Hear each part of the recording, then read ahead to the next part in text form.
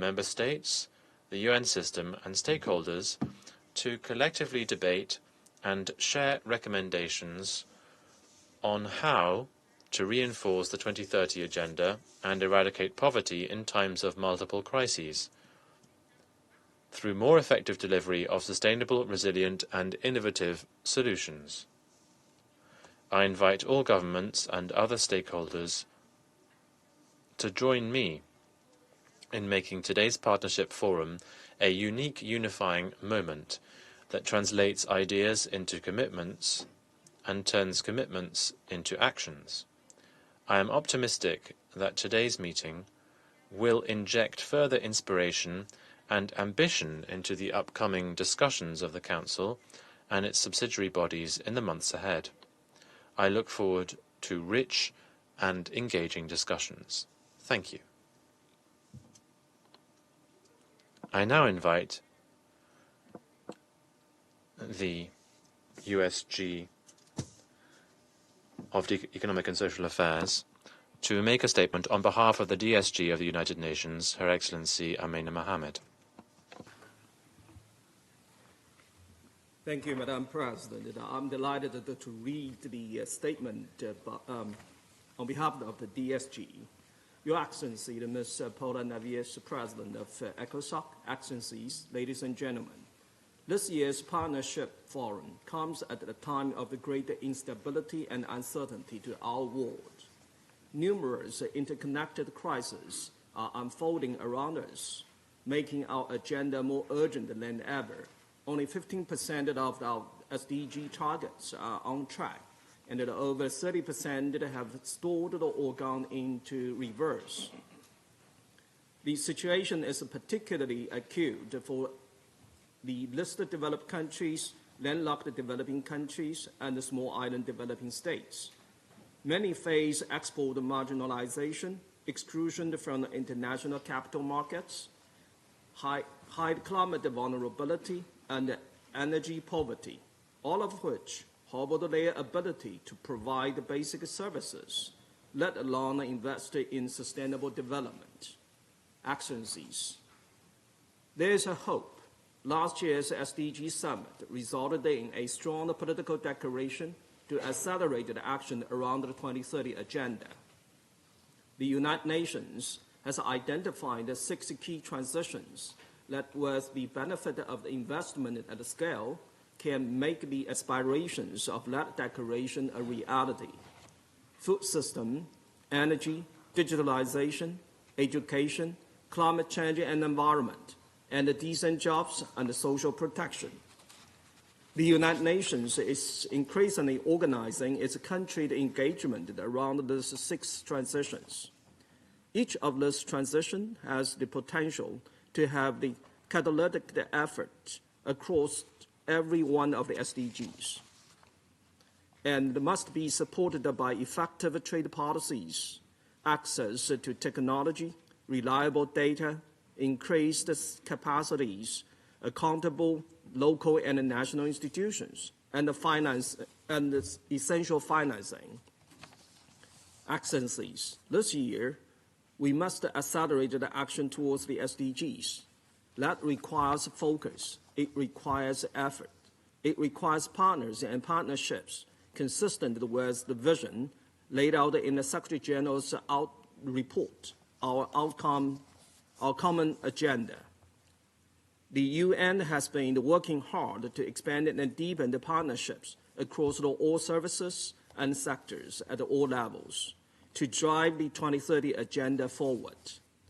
Across the globe, the resident coordinators and the United Nations country teams are collaborating with governments to convene the stakeholders and build partnerships to help them mobilize investment and translate global commitments into country-level action.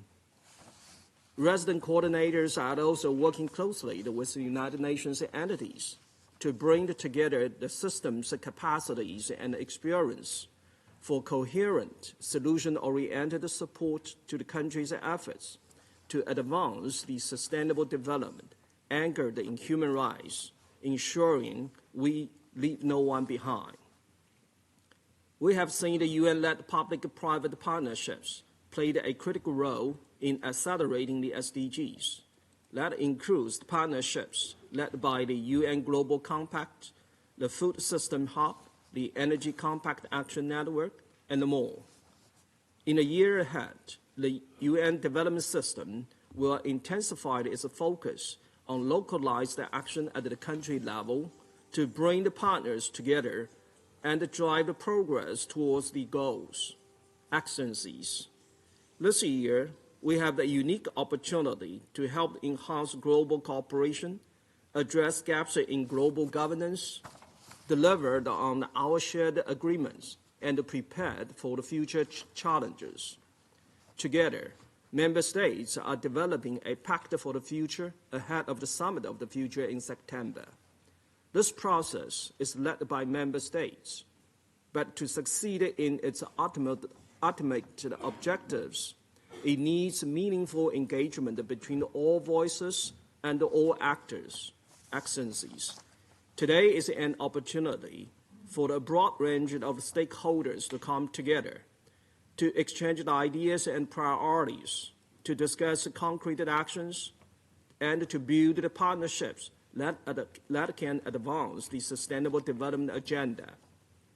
We must build on the momentum throughout the year at the regional forums on sustainable development, the high-level political forum on sustainable development, the Commission on the Status of Women, the Financing for Development Forum, and of course, the Summit of the Future. Friends, this is a vital year in a vital decade.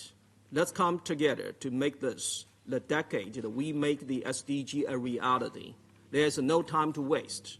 I wish you all a productive discussion. Thank you. Doy las gracias al secretario general adjunto del departamento. Thank you very much. Thank you very much for that statement. We will now hear the first of our two keynote speakers, Ms. Mariana Mazzucato, Professor of Economics of Innovation and Public Value at University College London. She will deliver her statement in a pre-recorded video. We are failing and what to do about it. It's easy to critique, but there are solutions that we're not activating towards these interlinked crises that we seem to be stuck with. We have a massive global warming crisis. We have a biodiversity crisis. We have a water crisis. We have health pandemics that we found we were incredibly unprepared for. All of these problems could actually galvanize global, national, and local innovation, technological, organizational, and social, if we cared. It's really interesting to see how the history of innovation and technology has often been stimulated actually by problems. If you think about it, why do we have the internet? Because there was a problem to be solved, which was to get the satellites to communicate. Why do we have GPS? There was a problem to be solved to know where all the ships were in the ocean. All the problems that the Sustainable Development Goals should be focusing our minds on, those bold 17 goals, are we actually taking them seriously? Are we putting them at the heart of an economy which is problem-oriented, which is purpose-oriented, with purpose-oriented businesses, mission-oriented governments truly working together, as we did, by the way, to get to the moon more than 50 years ago. There was 400,000 people. There was many different sectors in the business community, not just for aerospace. These required sectors as different as nutrition, materials, electronics, software, working truly dynamically with government. It was government-led, but it wasn't top-down and micromanaging. There was huge amounts of bottom-up innovation in the private sector, working hand in hand with the public sector to solve so many different homework problems, which got us camera phones, foil blankets, baby formula. But as I said, in all these cases, technology was an outcome. They were not obsessed with the technology. They were obsessed with the urgent need to solve problems. And the design of that public-private partnership through changing the tools, for example, outcomes-oriented procurement, helped to galvanize an immense amount of innovation across so many different sectors. We are not doing this. We are not doing this with the Sustainable Development Goals. We continue to treat our societal challenges, for example, the fact that there's over 2.2 billion people around the world that do not have safely managed drinking water, that we have 4 billion people, or about 55% of the world, which have no recourse to even the most basic social protection, that we have this urgent need to solve our climate challenges, so on and so forth, as peripheral. These are on the side, literally in different rooms from those where the serious finance ministers and treasuries work together to talk about growth. What's really going to make the world change is if we truly put our sustainable development goals at the center, not at the periphery, of an outcomes-oriented economy. So that's really my first point.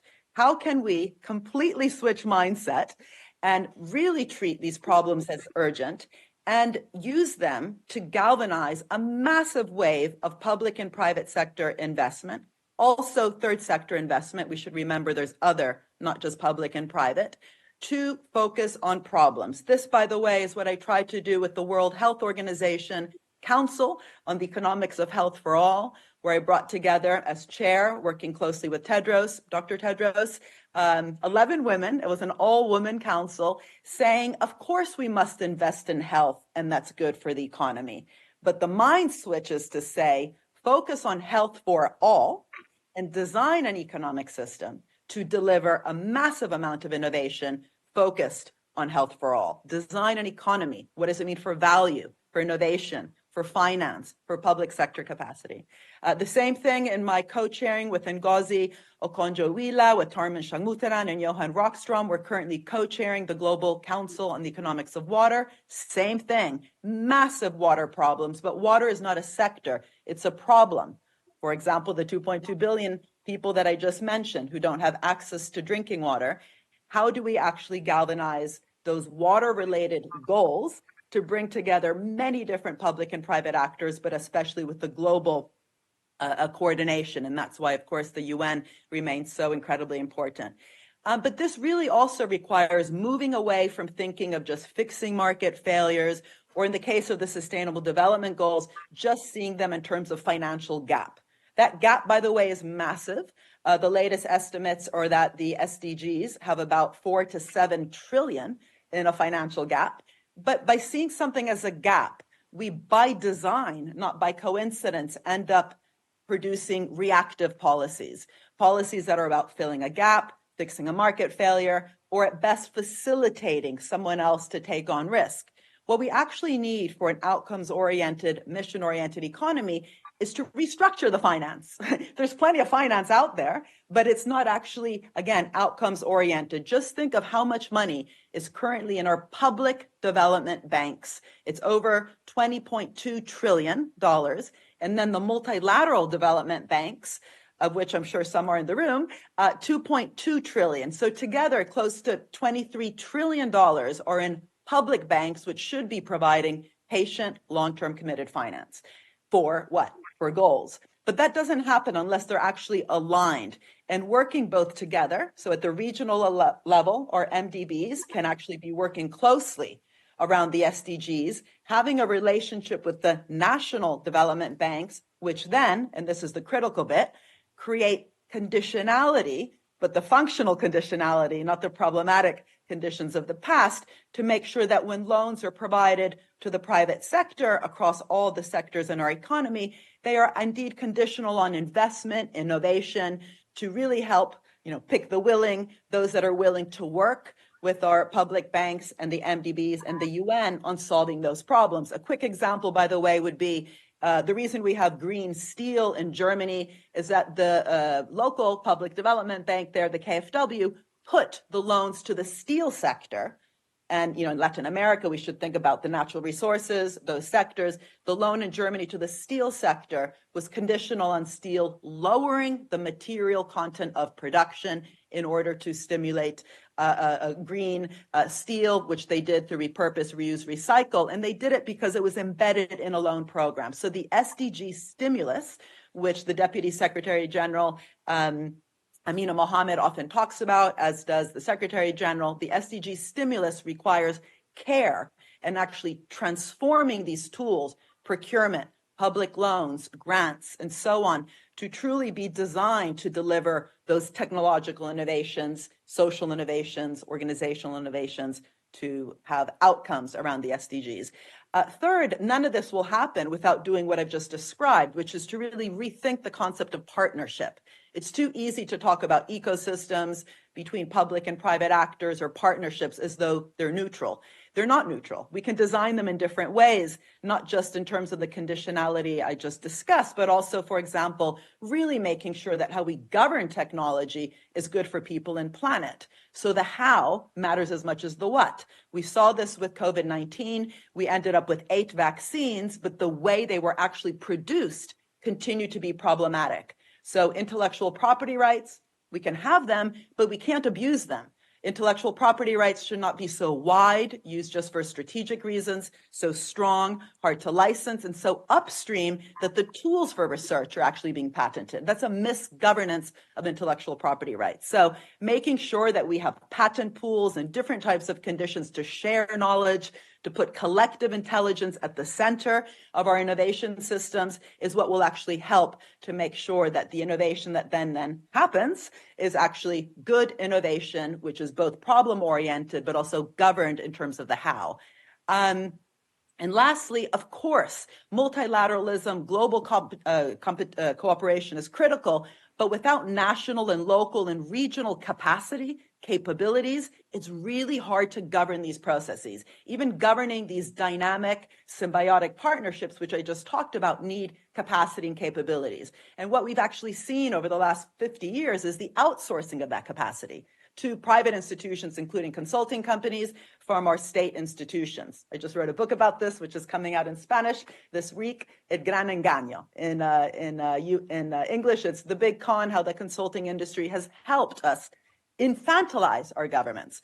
We need actually smart government, smart business, working together, hand in hand, well governed, but without that capacity and capabilities, it doesn't happen. In Chile, by the way, we have the Laboratorio de Gobierno. That's like a gov lab within government, which creates a safe place precisely to experiment, to welcome uncertainty. How do we do outcomes-oriented procurement? Of course, that requires testing and learning by doing. So these 4 points I'll leave you with now in conclusion. We need an outcomes-oriented economy where innovation is truly problem-oriented. That's what got us all the technology in our smartphones. We need to not think of financial gaps, but restructuring finance to create that SDG multiplier, which the UN Secretary General talks about so importantly. We need symbiotic, not parasitic, public-private partnerships. We can do it. We did it to get to the moon, but it's not enough to talk about partnership and ecosystems. We need measures. How do we know if we're actually building a good partnership and not a bad one that is good, again, for people and planet? And lastly, we really absolutely need both the global cooperation, but also the local, the regional, and the national capacity. We need to reorient our thinking, not in terms of facilitating, enabling, market fixing, but truly co-creating an economy that delivers, and that requires the ability to create value differently, redistributively, not just redistributively. And with all this outsourcing that we've seen over the years away from our civil service, we really need to believe again in the civil service in order also to attract some of the best minds back in. And if we don't do that, by the way, it will be impossible to govern artificial intelligence if all the talent is just going to the private sector. So we need private and public working together with capacity on both sides. And on that note, thank you again for inviting me to speak at your very important conference.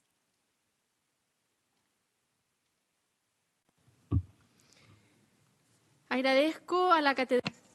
I thank the Professor of Economics of Innovation and Public Value from University College London for her keynote address.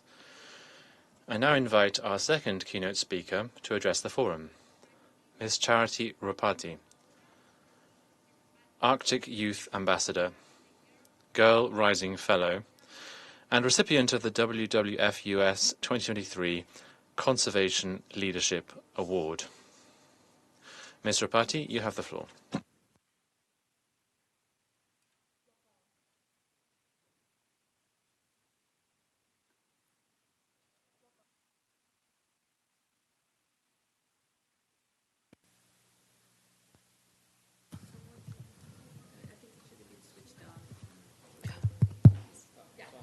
It's on? Okay. Waka, winga yubugo, yuktun iguvach, jainunga, Kanganak, Alaska, and Anchorage, Alaska. Hello, everyone. My name is Charity Ropati. I am Yupik in Samoan, and my given name is Iguvach. I am from the native village of Kanganak, Alaska. It is a tiny community that lies at the mouth of the lower Yukon-Kuskokwim River in southwest Alaska. In 1967, families moved from Quig to create Kanganak.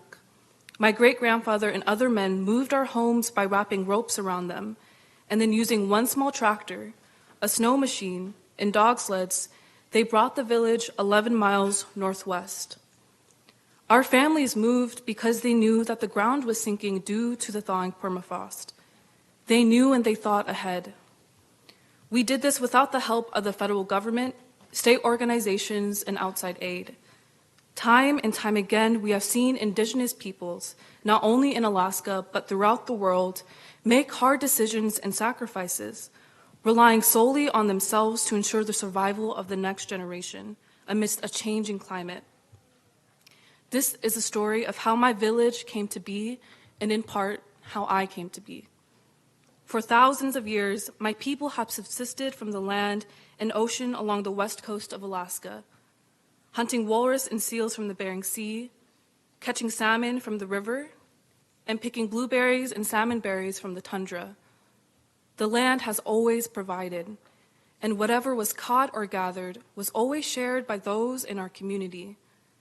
This sharing created a bond. Our people were never poor because the land always provided, and we took care of her. This bond brought us joy.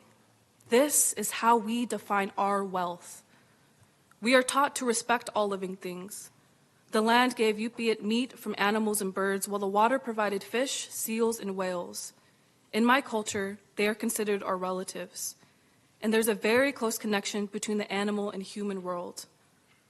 We believe that humans and animals communicate through Shlamyo, and these relationships are governed by rules. But what happens when these rules are violated? If the rule is not followed for that particular animal or organism, then that food source will either become scarce or disappear entirely. This is what we're seeing all throughout the Arctic and all throughout the world. Fossil fuels are killing us. What more am I to tell you? What more do you need to understand? The act of assigning value to land and commodifying its resources directly contradicts the principles of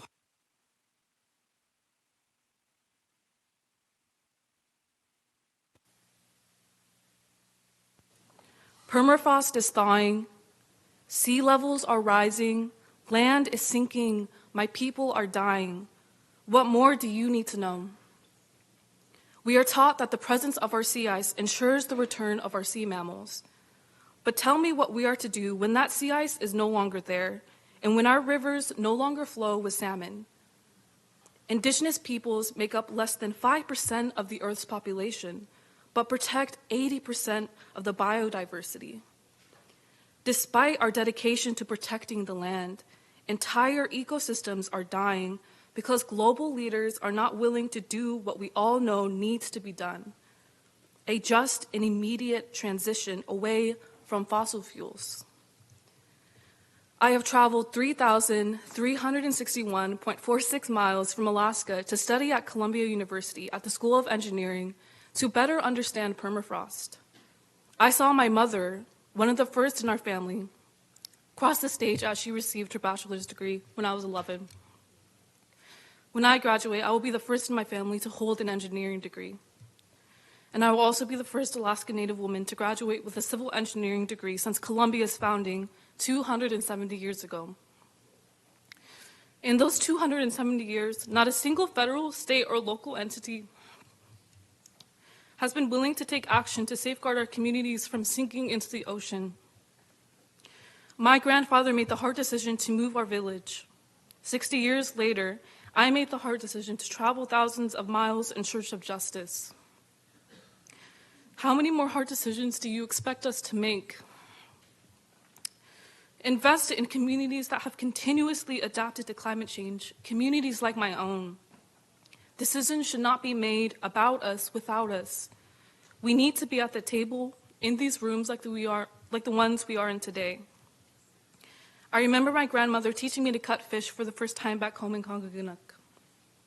My hands were shaky as I awkwardly held the uli to cut parts of the salmon to be hung dried on a rack made of driftwood. After I finished, I lifted the salmon towards her, and she grinned and told me it looked like shark bait. Her gentle teasing gave me joy. I felt connected to her, to my community, and to the land and water.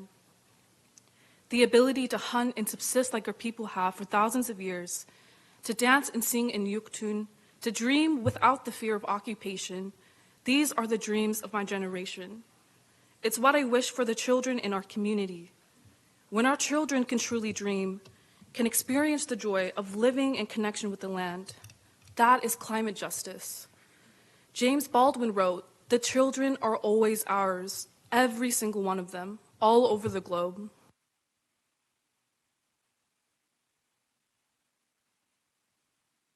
Capable of morality. You are failing us, every single one of you.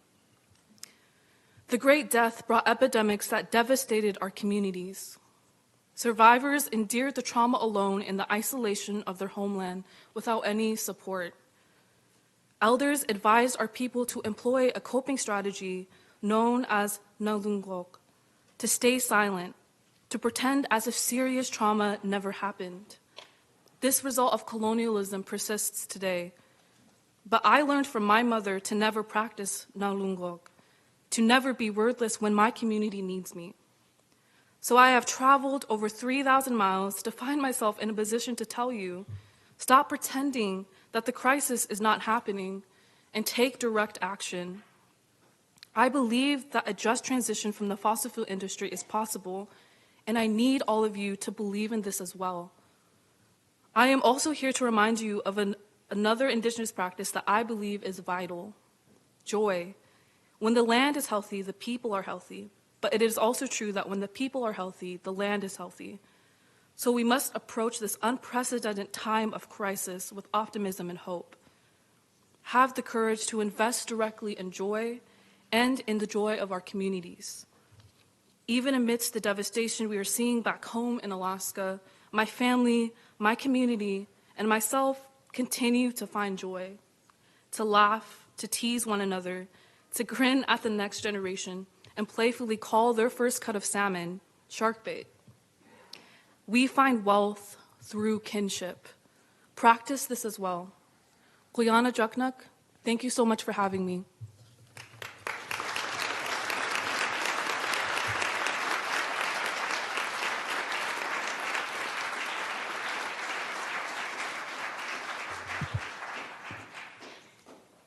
Agradezco a la I thank the Arctic Youth Ambassador, Girl Rising Fellow and recipient of the WWF US 2023 Conservation Leadership Award for her keynote address.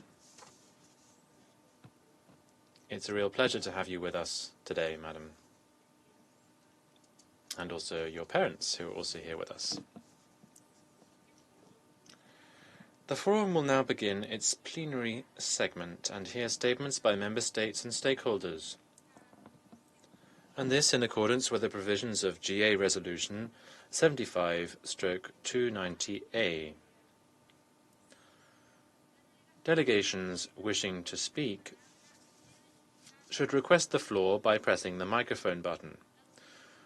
Time limits for interventions are 3 minutes for member states, observers, and United Nations system entities, and 2 minutes for other stakeholders.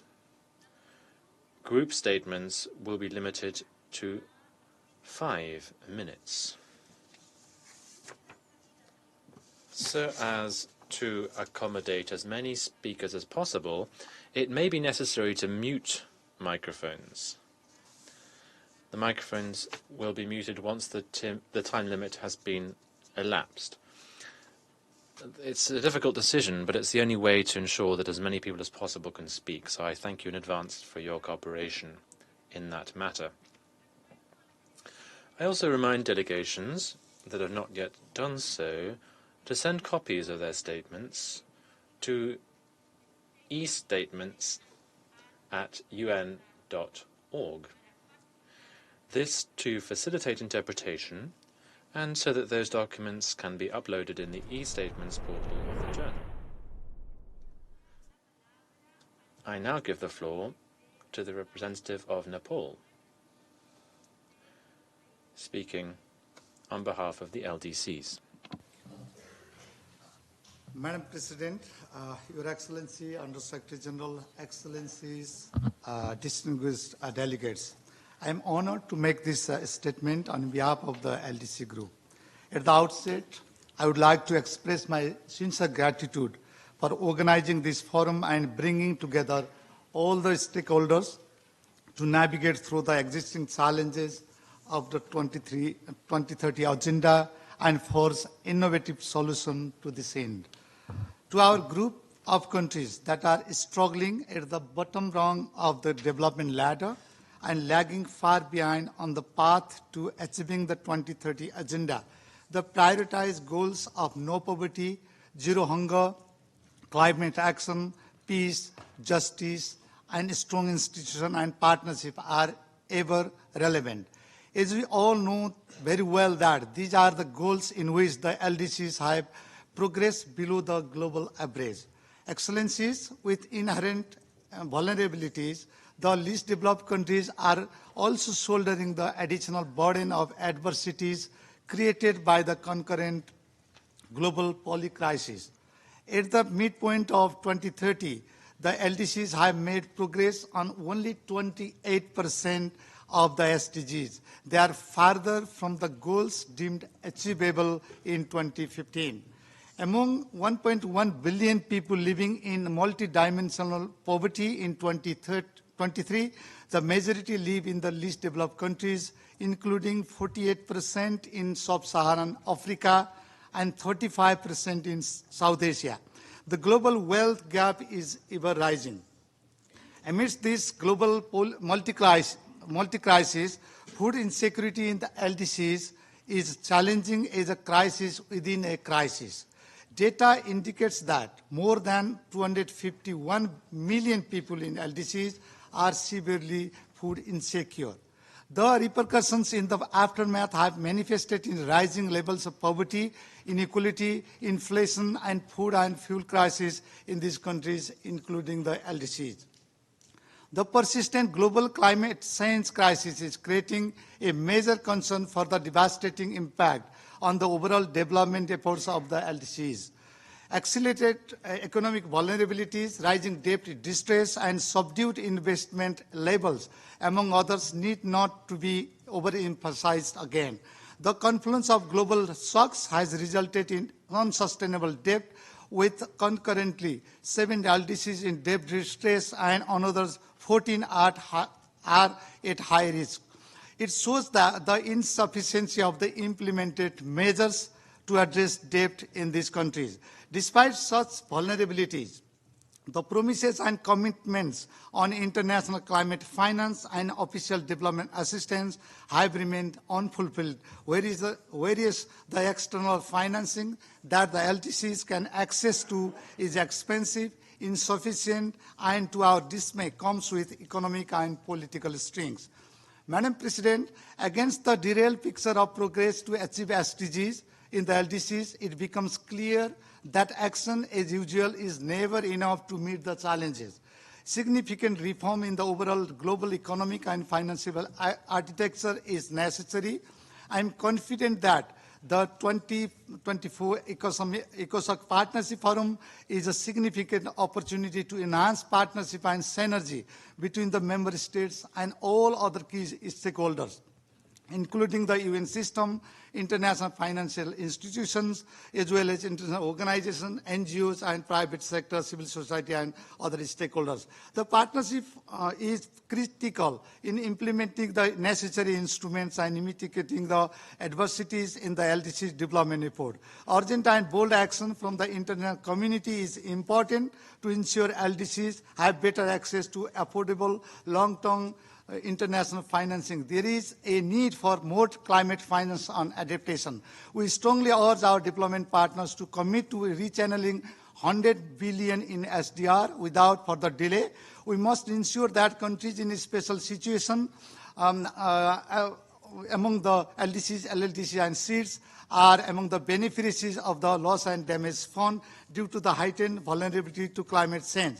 It is now more necessary than ever to work in synchronized manner to urgently rescue the most vulnerable countries regressing in SDG.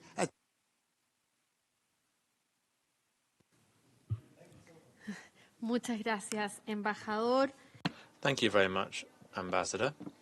I now give the floor to the representative of Botswana, speaking on behalf of the LLDCs.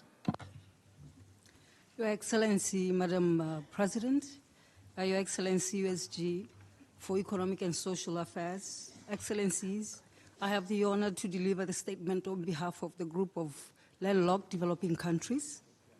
Allow me at the outset to commend you once again, Ambassador Paula Navesh, for the successful convening of the UCOSOC special meeting in Santiago, where I had the honor to participate. I also commend you for the excellent work at the helm of UCOSOC, and thank you for convening us today in this partnership forum under the theme Reinforcing the 2030 Agenda and Eradicating Poverty in Times of Multiple Crises, the effective delivery of sustainable, resilient, and innovative solutions. Excellencies, for the 32 landlocked developing countries, this meeting could not be timelier and relevant as we gear towards the preparations for the third United Nations on landlocked developing countries. The importance of partnerships lies at the very heart of upcoming conference, starting with the theme we all chose for it, which is driving progress through partnerships. As implementation of the Vienna Programme of Action is winding up, we have witnessed that despite some progress, LLDCs are off track to achieve its priorities. The reversal on progress in many other areas has further endangered our prospects to achieve the Sustainable Development Goals halfway to the deadline of Agenda 2030. You will agree with me that while the worst of COVID-19 pandemic appears to be over, we are still reeling from its impacts. We find ourselves grappling with a confluence of challenges, conflicts, climate change, and global economic uncertainties, all of which threaten to undermine our collective efforts towards attaining the Sustainable Development Goals. In this regard, as we delve into the SDGs during this year's high-level political forum for sustainable development, it's evident, as highlighted by other esteemed speakers, that the world remains significantly off track in accomplishing all the SDG goals under review. This is particularly true for LLDCs. Excellencies, less than 2 months ago, the LLDCs had an impressive turnout at the joint GA-COSOC event on LLDCs. We were really overwhelmed by the strong support and substantive contributions by transit countries, development partners, international organizations, and multiple stakeholders as a true reflection of partnerships. I would like to invite you to keep the momentum and actively engage in the upcoming first session of the Intergovernmental Preparatory Committee for the LLDC 3 conference, which will be held from the 5th to 8th February this year. In this session, we will start shaping the new program of action for the LLDCs. This is a once-in-a-decade opportunity to agree on the development agenda that could transform the reality of LLDCs by addressing their long-standing challenges derived from their geographical constraints and accelerating the achievement of the SDGs and beyond. As ambitious, innovative, and action-oriented the new program of action can result, it will only be as effective as the partnerships we forge for its implementation. Let us therefore all commit to being partners in connecting the LLDCs to sustainable development. I thank you for your kind attention. Doy las gracias. I thank the representative of Botswana for their statement. I now give the floor to the representative of Belgium, speaking on behalf of the European Union. Thank you, Madam Chair. Madam Chair, USG Lee, my dear colleagues, I deliver this statement on behalf of the European Union and its member states. We fully support the further strengthening of the participation of all stakeholders, in particular women's groups and human rights defenders, the private sector and academia in ECOSOC's work. We commend the Partnership Forum for making this possible. Colleagues, we are more than halfway to 2030, and there is a critical need to accelerate the achievements of the SDGs. As last year's SDG report has warned us, if present trends persist, by 2030, a staggering 575 million people will remain trapped in extreme poverty. We cannot let that happen. In the SDG political declaration adopted by our leaders last September, we collectively committed to accelerating the implementation of the 2030 agenda. The SDGs under review at ECOSOC this year, poverty, hunger, climate change, peace, justice, and institutions and partnerships, are key in our collective efforts to achieving the SDGs. The delay in implementing the SDGs highlights the need for a stronger multilateral system based on effective and reliable partnerships. Through its international partnerships, our Union pursues progress towards the SDGs in line with its priorities, such as supporting green, just, and digital transitions and strengthening gender equality as a cross-cutting urgency. Eradicating poverty, tackling discrimination and inequalities, and leaving no one behind are at the heart of the European Union's international partnerships, particularly with African and least developed countries. As the largest single multilateral donor of official development assistance, our Union, our Union is channeling its funding to the most in need, and these fundings represent, for the time being, 43% of all global ODA in 2022. To tackle the global food crisis, the European Union and its member states, working together as Team Europe, have provided a comprehensive response to global food insecurity, providing immediate humanitarian and short-term food assistance to those most vulnerable and investing in sustainable food production and food systems to boost resilience. We look forward, Madam Chair, to this year's high-level political forum under the auspices of the ECOSOC, preceded by key events such as the Commission on the Status of Women, the Commission on Population and Development, the 4th International Conference on the SIDS, and the 3rd UN Conference on LLDCs. Throughout them, we will remain committed to playing our full part through effective partnerships in protecting global public goods and accelerating the implementation of the 2030 Agenda. I thank you for your attention. Doy las gracias. I thank the representative of Belgium for his statement. I now give the floor to the representative of Denmark, speaking on behalf of the Nordic countries.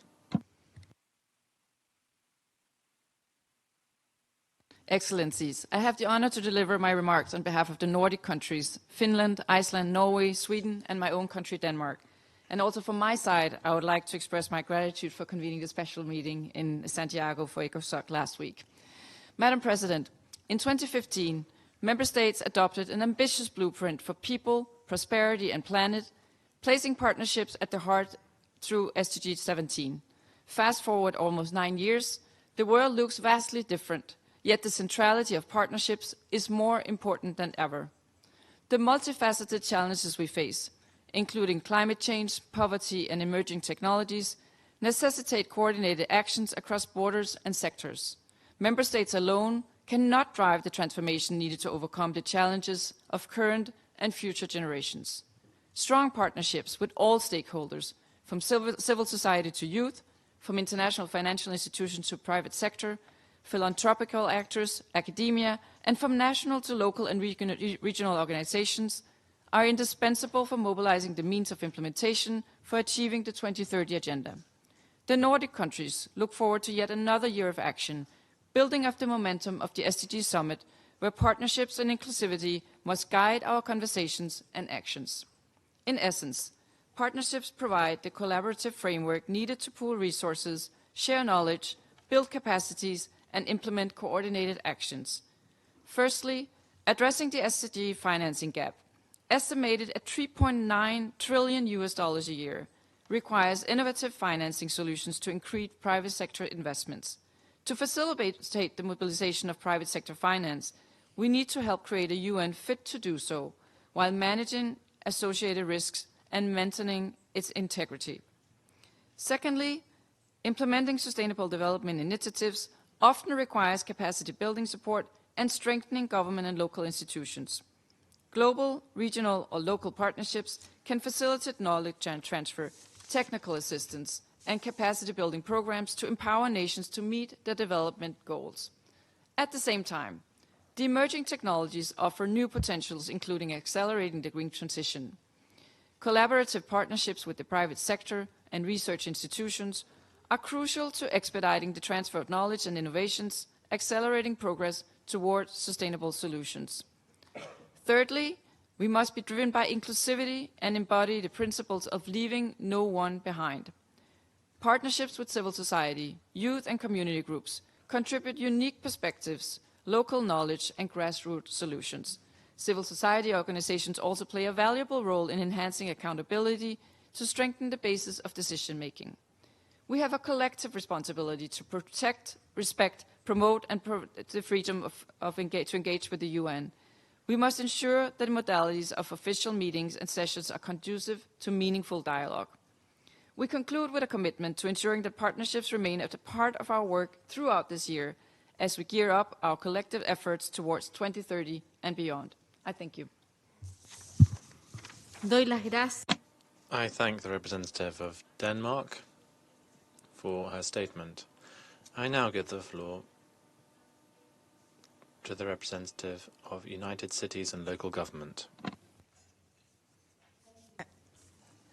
Thank you, Madam President. Dear Excellencies, distinguished guests, and dear partners, is it an honor to be here representing the World Organization of United Cities and Local Governments and the Local Authorities Major Group at this 2024 edition of the ECOSOC Partnership Forum. Allow me to start by thanking our host for inviting us to deliver this statement. The multiple crises felt today have made it clear that we need to shift the ways in which we structure our societies, our governance systems, our economies, and our relationships with this planet.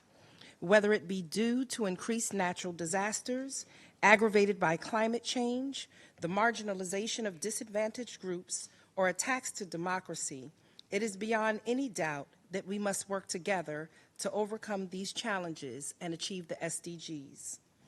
To do this, we must address the renewal of the multilateral system and foster partnership and multi-stakeholder action co-created from the bottom up. Local and regional governments have been fulfilling their duties protecting people and the planet through local public service provision and as key conveners of partnerships with civil society and local communities. 2024 will prove to be a key year thanks to the UN Summit of the Future. The UN's Pact for the Future must recognize the key role that local and regional governments and multi-stakeholder action play in achieving international agendas, and consequently propose concrete ways forward to ensure that these actors' voices are heard within global decision-making processes. To this end, our ambition and call as constituency of local and regional governments is that a structured relationship is established with the multilateral system so that we mayors and governors from around the world, as a sphere of government, responsible.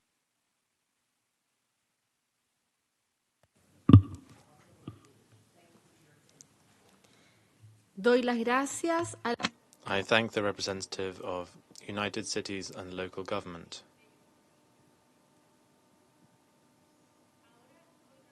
Next, I give the floor to the representative of Zambia. Thank you, Madam President. I do want to start by pointing out that this is our first intervention as Zambia in UCOSOC, and we're happy to be in UCOSOC. We commit to provide support to you and to actively engage in our deliberations in UCOSOC.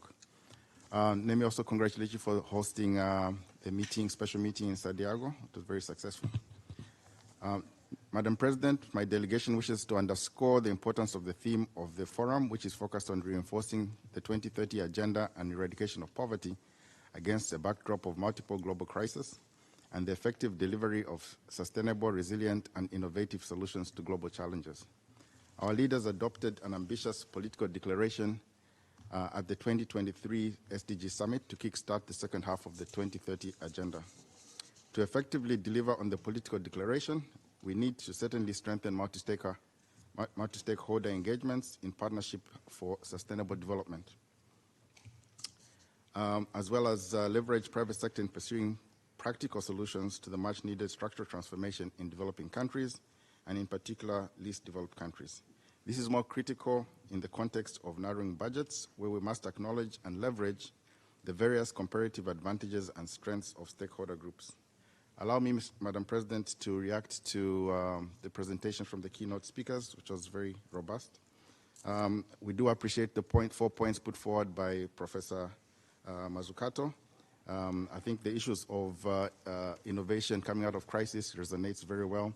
The issues on restructuring the financial sector and fostering capacity building resonate very strongly. Our view is that many of the challenges that we face relate to a misalignment of incentives between public and private sector, and that's why we have $23 trillion outstanding there in various banks. Also, we have an SDG gap of 3.9 trillion. Our view is that we have a responsibility as an international community to seek to realign incentives through the de-risking of investment, the de-risking of R&D, and the de-risking of and leveraging of emerging technologies. I do want to just comment on the statement put forward by Ms. Ropati, and do just acknowledge your statement that no decision about us and without us is a very important theme, and I think that's a very important theme that should stay strong at the center of engagement with partnership with stakeholders. It lies at the center of inclusion and strong partnerships. Thank you very much. Doy las gracias a I thank the representative of Zambia for his statement. I now give the floor to the representative of Poland. Thank you very much, Madam President. Excellencies, at the outset, let me thank the speakers, both Professor Mazzucato and Madam Ropati, for the thoughtful reflections. We really do believe that the UCOSOC is precisely the forum to reflect how various partnerships can accelerate sustainable development. Thanks to the UCOSOC's wide system of subsidiarity and expert bodies, as well as close cooperation with various stakeholders, it allows us to see the bigger picture and better coordinate our efforts, as we did during the very successful meeting of the special meeting of the UCOSOC in Chile. Madam President, Poland is fully committed to the implementation of the old SDGs, and it's very clear that they can only be achieved by means of global, regional, and local partnerships. In our view, the following topics deserve particular attention as we prepare for the High LPF in July and the Summit for the Future in September. First, building resilience. We believe that the resilience, both social and infrastructure, the capacity to adapt and transform in the face of change, is a fundamental prerequisite for sustainable development. Faced with current multiple challenges, analyzing their root causes and better preparing for the crisis is fundamental. And the just transition, as Madam Ropati was saying, is just the perfect example of the building resilience. We are glad that the topic of resilience will be focused on the Sustainability Week, organized by the President of the General Assembly in April this year. Secondly, we cannot hope for sustainable development without effective governance. Effective, accountable, and inclusive institutions are necessary preconditions for governments and markets to work effectively in the long run. Institutions are also crucial in ensuring the respect, protection, and fulfillment of the human rights. For this reason, it is one of our main priorities of the Poland's development cooperation by 2030. Finally, local action. Although the vision of the SDG is global and the goals are universal, the action is always local. As a co-chair of the UN Group of Friends of the UN Habitat, Sustainable Urbanization and the New Urban Agenda, which consists of more than 50 UN member states, we are convinced that the localization agenda is of paramount importance for achieving all the SDGs. I think we are all in agreement on where the world needs to go. It's just the way how to do it. Fulfilling the ambitions of the 2030 agenda will take an unprecedented effort, by all sectors, and the importance of partnerships cannot be overestimated. And I thank you. Doy las gracias. I thank the representative of Poland. I now give the floor to the representative of Slovenia. Thank you, Madam President, Excellencies. Slovenia welcomes the inclusion of a wide variety of stakeholders in the preparation of the Partnership Forum, as well as in the work of the ECOSOC in general. Policy recommendations developed through stakeholder consultations offer a solid basis on which this Partnership Forum can chart a course for ECOSOC as we progress towards a high-level political forum, as well as the summit of the future. Priorities of Slovenian foreign and development policy closely align with policy recommendations of stakeholders.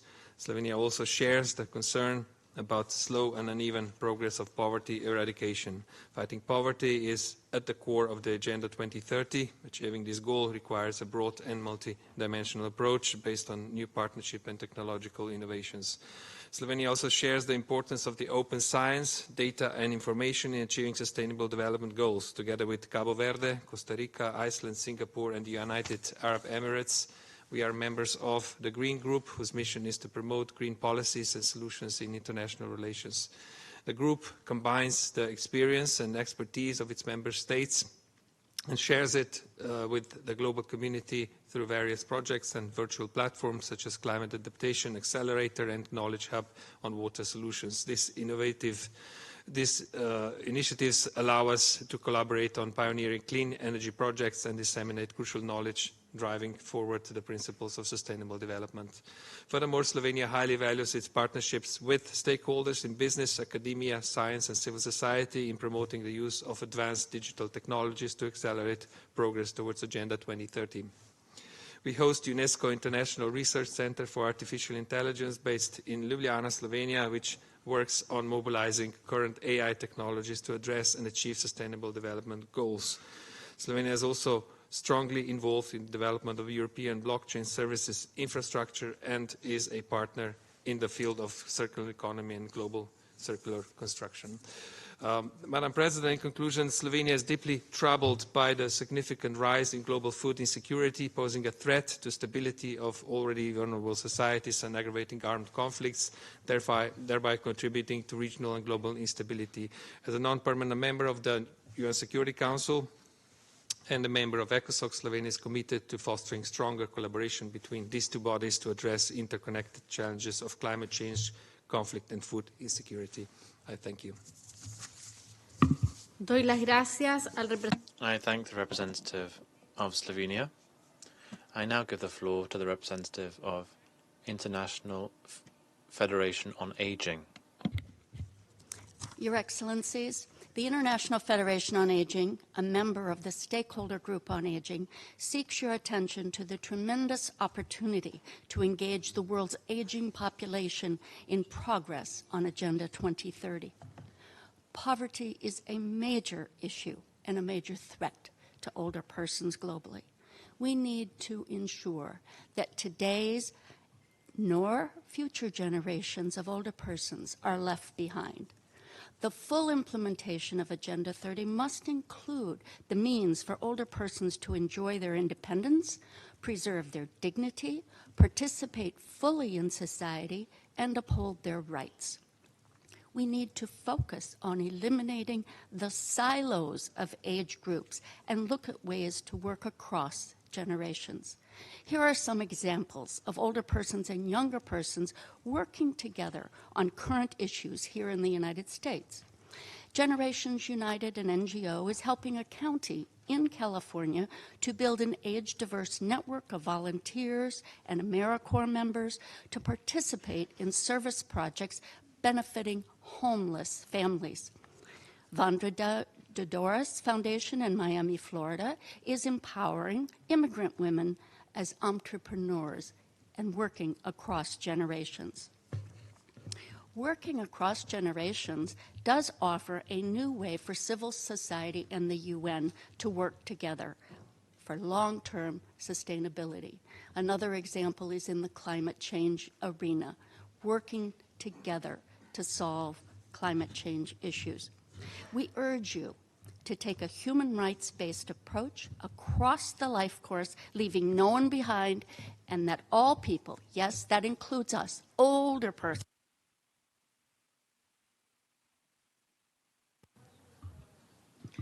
Doy las gracias. I thank the representative of International Federation on Aging. Next, I give the floor to the representative of Colombia.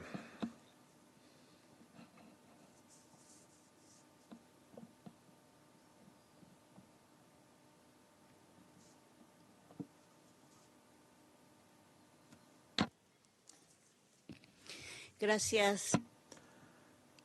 Thank you, Madam President. During this year's high-level political forum, my country will present its fourth VNR, the first under the government led by President Petro. This new review cycle will focus on four deep-seated crises that are affecting the planet and undermining our ability to provide present and future generations with a better world. Addressing these challenges will require candor and the recovery of trust between states, in addition to diplomacy.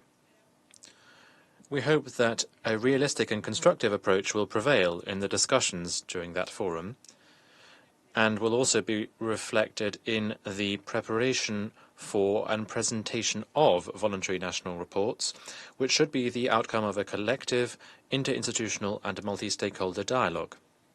With that in mind, Colombia would like to highlight the following areas of work in which we think that, through the consolidation of local, regional and global alliances, we will be able to make a significant contribution to the attainment of the 4 SDGs that are related to the aforementioned crises.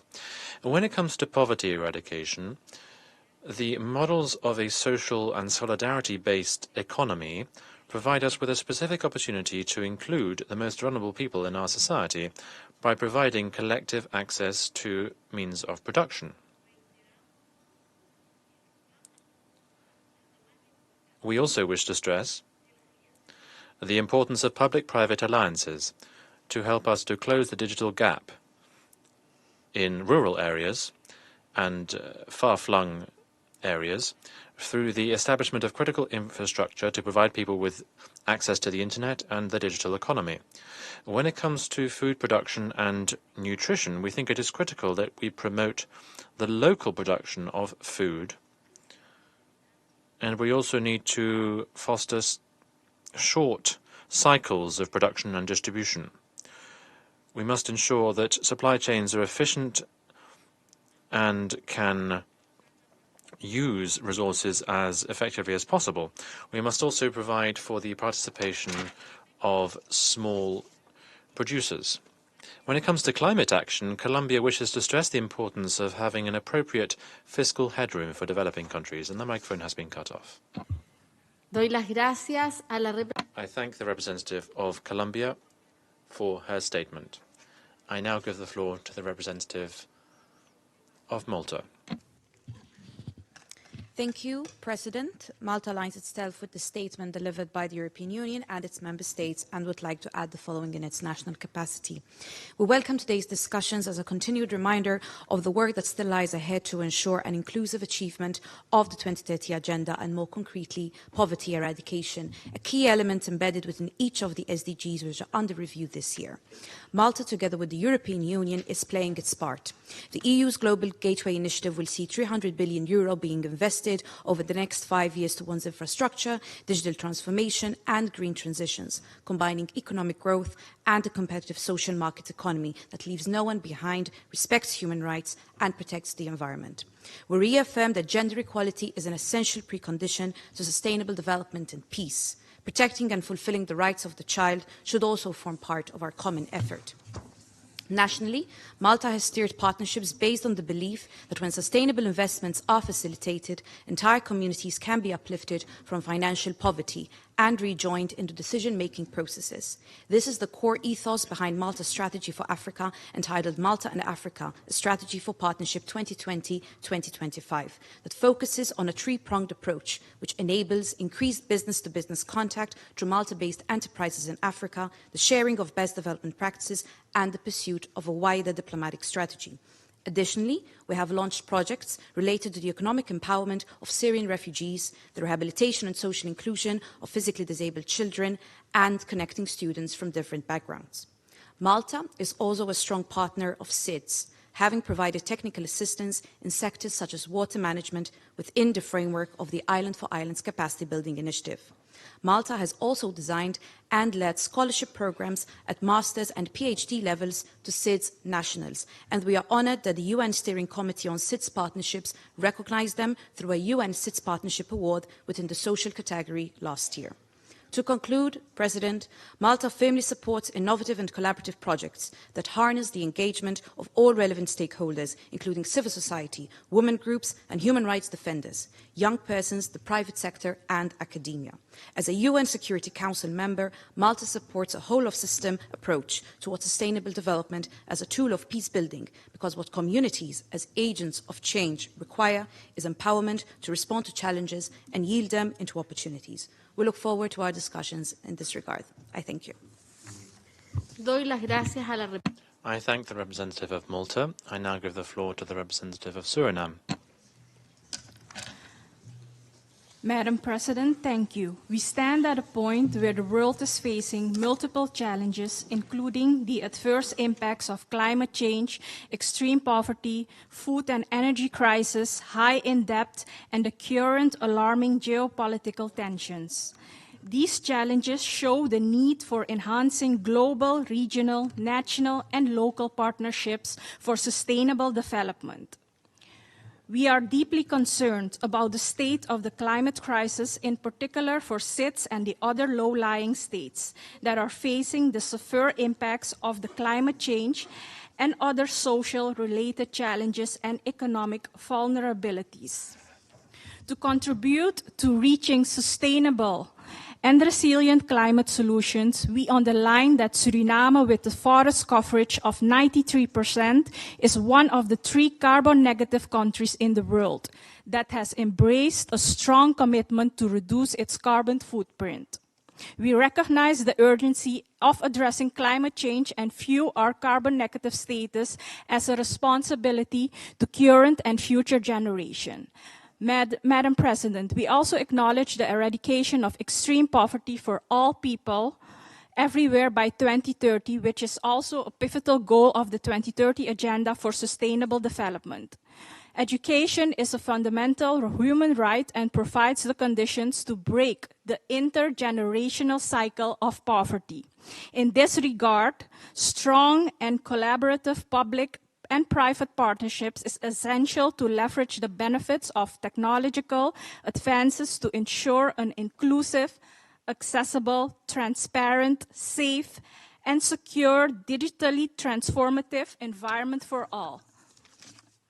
Madam President, in conclusion, Suriname therefore believes that expanding bilateral strategic partnerships and bilateral cooperation between states can also help to resolve challenges that hamper economic growth and innovation, address the climate crisis, promote health security, eradicate poverty, and ensure the long-term sustainability.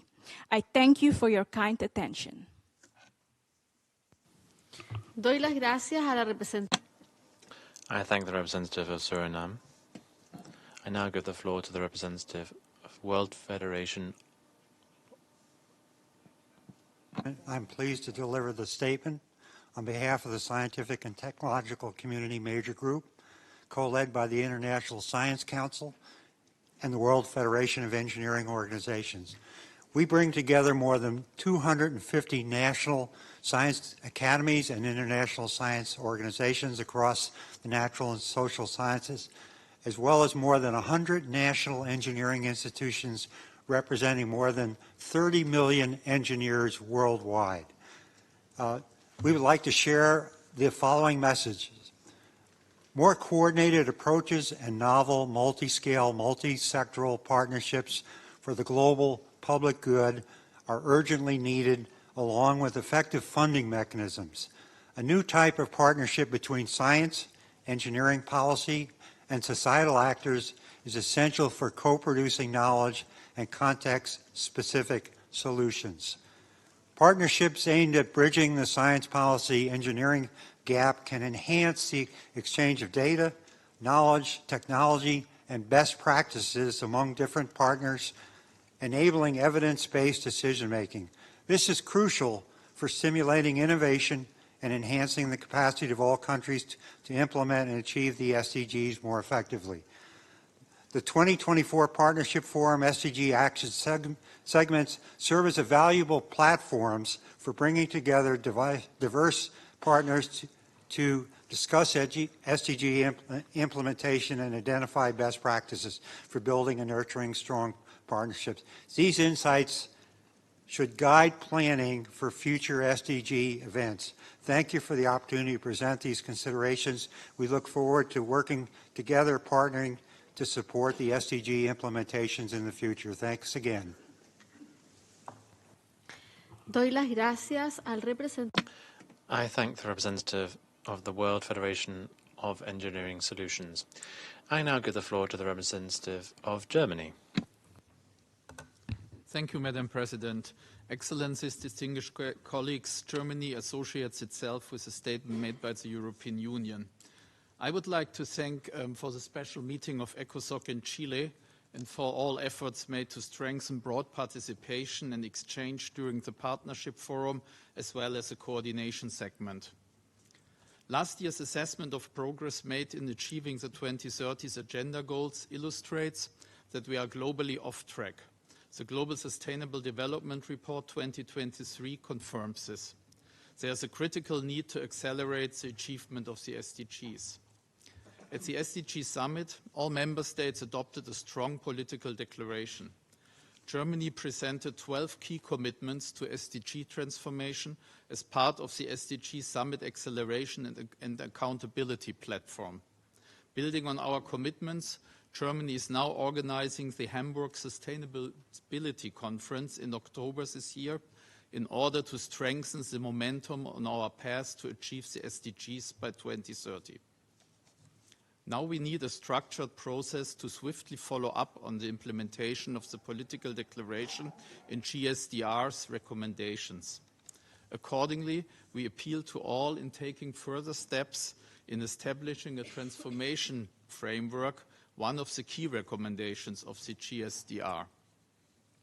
This year's HLPF will be crucial to keep the SDG Summit's momentum going on and to build on the 2030 agenda's value and relevance in the ongoing work on the Pact for the Future.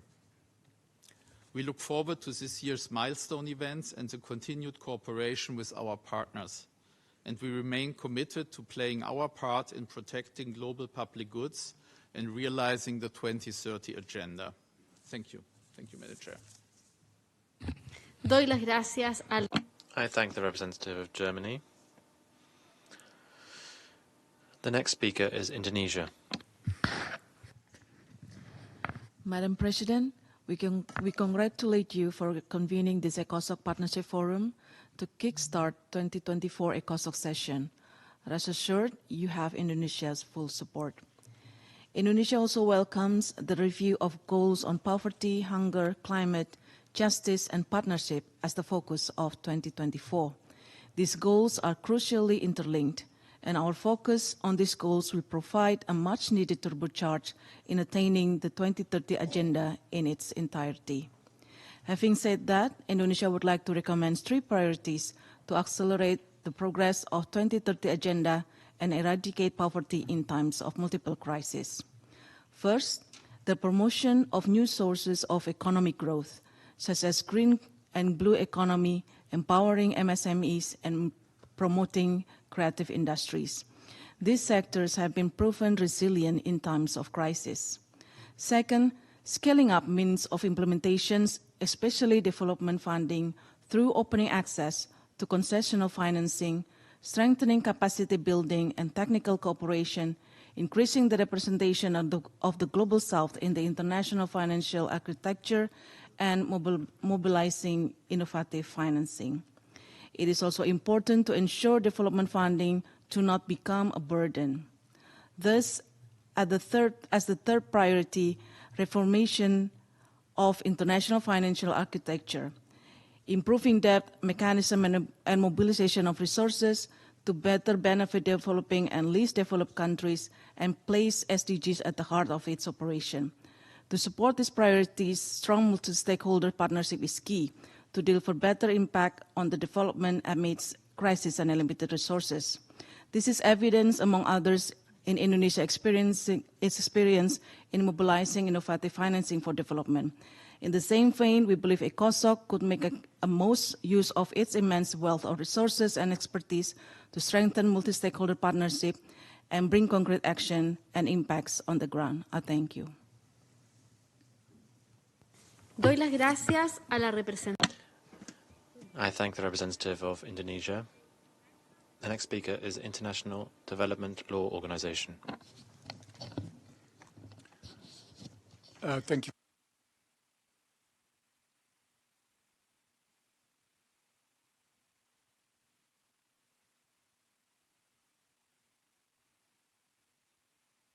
Yeah. Thank you so much, President. Let me reflect on IDLO's 40 years of experience in promoting the rule of law to advance sustainable development and peace. Partnerships with diverse stakeholders have been an integral component in IDLO's activities. IDLO developed an investment support program for LDCs in cooperation with OHRLS. It's a public-private partnership with law firms to support LDCs in particular to negotiate and settle disputes with the private sector. And we are thinking of expanding it to SITs as well. A few country examples, Burkina Faso and the Philippines conducted a gender assessment of climate-related legal and regulatory frameworks conducted in support with the IDLO. In the Sahel, IDLO has supported access to justice through strengthening the capacity of customary and informal justice mechanisms by convening stakeholders across the criminal justice chain, and this facilitated peaceful settlements of land disputes that are increasing because of climate change. Three recommendations I would like to focus on. First, strengthening partnerships in the implementation of the 2030 Agenda to include civil society and customary and informal justice actors to promote the rule of law and access to justice at the local level is key. Secondly, recognize the link between food security and the rule of law. The right to food needs to be protected in national legislation. And lastly, utilize the rule of law to address the intersection crises of climate change, food security, and conflict. And SDG 16 is a foundational element and an accelerator for addressing these crises. It's also a reason why we think SDG 16 should be reviewed annually with the HLPF.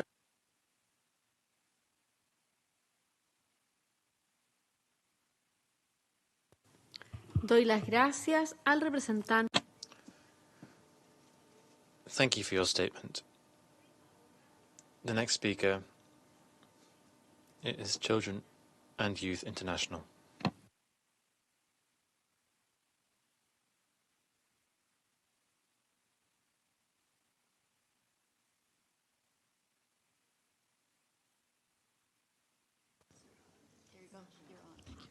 Thank you, Madam President, for the floor. My name is Oumaima Makhlouk from Morocco, and it is my honor to address you on behalf of the Major Group for Children and Youth. MGCY engages more than 10,000 youth-led organizations and young people in over 60 intergovernmental and 200 multi-stakeholder processes. In times of polycrisis, as we strive to reinforce the 2030 Agenda and eradicate poverty, the voices of young people, especially from the MENA region, stand as pillars of hope and progress. First, the youth constituency continues to champion the cause of youth engagement within the ECOSOC cycle. We emphasize the need for youth to be equal partners in sustainable development at all stages of inception, design, implementation, review, and follow-up. The ECOSOC HLPF review cycle this year should provide actionable recommendations. Second, as we navigate the challenges of our time, it is imperative that this year's ECOSOC cycle and HLPF are closely intertwined with the Summit of the Future. We must strive for coherence and integration, moving away from siloed approaches at the UN. A number of youth constituencies are already working together as part of the Summit of the Future working group convened by MGCY and planning upcoming youth assemblies and activities. Third, the urgency to implement the SDGs, as highlighted in the Secretary General's report last year, cannot be overstated. With SDG 1 under review, the youth constituency echoes the calls for the reform of the global financial institution, including reform of the boards of the multilateral development banks to include young representatives, and establishing a sovereign debt authority to comprehensively address unsustainable and illegitimate debt, including through extensive debt repudiation. Finally, young people from marginalized and grassroots communities must not be spoken for, but should be speaking themselves. To ensure this, we call for member states to provide financial support for youth participation at the upcoming ECOSOC Youth Forum. More than 30 young people participating today are the human faces of the 2030 Agenda. Nothing about youth without youth. Thank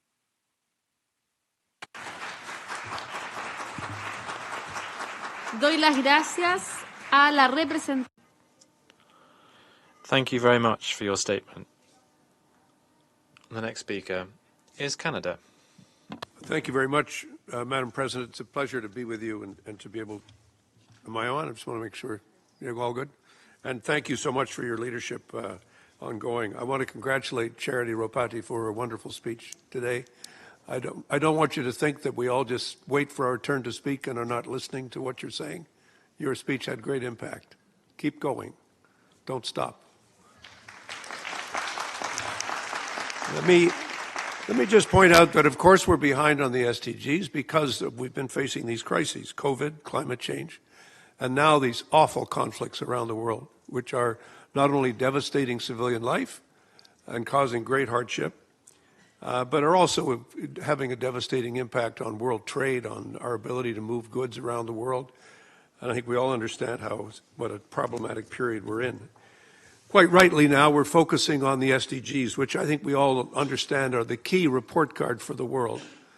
A report card that we have to keep our eye on in our national governments and our local governments at every level as we deal with poverty, with food security, with climate change, with the need for peace and security, and the need for partnership, which is what these meetings are all about.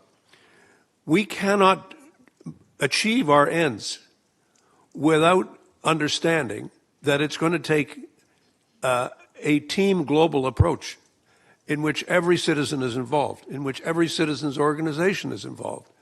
We are talking about transforming the relationship between our economy and our societies and finally getting into balance with nature. This is not an easy task. It's a truly heroic effort, but we can't give up. I think the key thing I want to say is this. We face, I think, we talk about the four horsemen of the apocalypse as representing the horrendous possibilities of our future. I want to just focus on four pretty modest horsemen of the apocalypse which are stopping us from doing our work. The first is indifference and complacency. The second is silos and turf wars, which continue to bedevil this organization and all of our global efforts to deal with climate change and to deal with the things we need to deal with. The third is, quite frankly, and we'll hear it today and we'll hear it always in the UN, is rhetoric that is not matched by action. Our actions have to match our words. Our walk has to match our talk. We all know that. And finally, a pessimism and hopelessness that prevents us from acting. We have to get back to the idea of making pragmatic progress, of advancing the goals, of stopping the slide backwards and starting the march forward again. That's where we are right now. We're sliding backward. We have to march forward. Doy las gracias al... Thank you very much. The next speaker is the representative of the IOM. Thank you, Madam President. The SDG Summit held last September in these premises sounded a collective alarm. The promise made of justice and equality, of inclusive, sustainable development, and human rights and dignity for all is in peril. But through its political declaration, it also delivered a renewed commitment and an ambitious plan to action to fast-track implementation of the 2030 Agenda and the SDGs.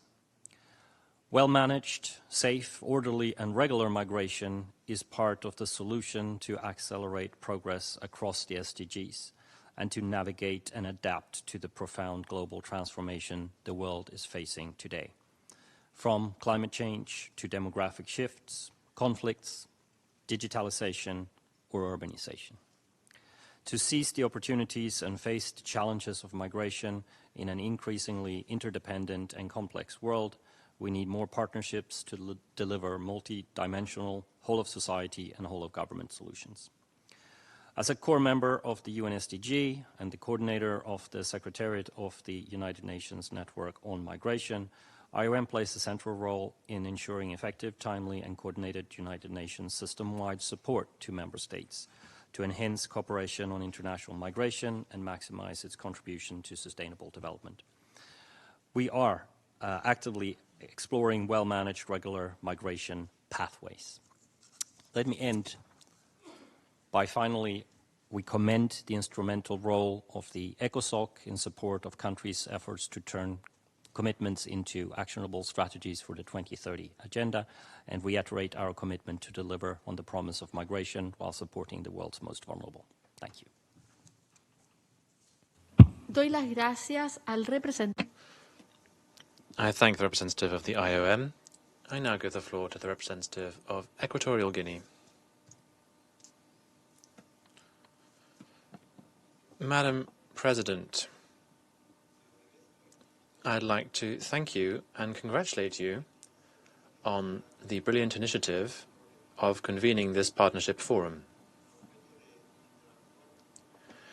with the goal of interacting with the various stakeholders on the SDGs. Madam President, the statements that we just heard from Professor Mazzucato and Ms.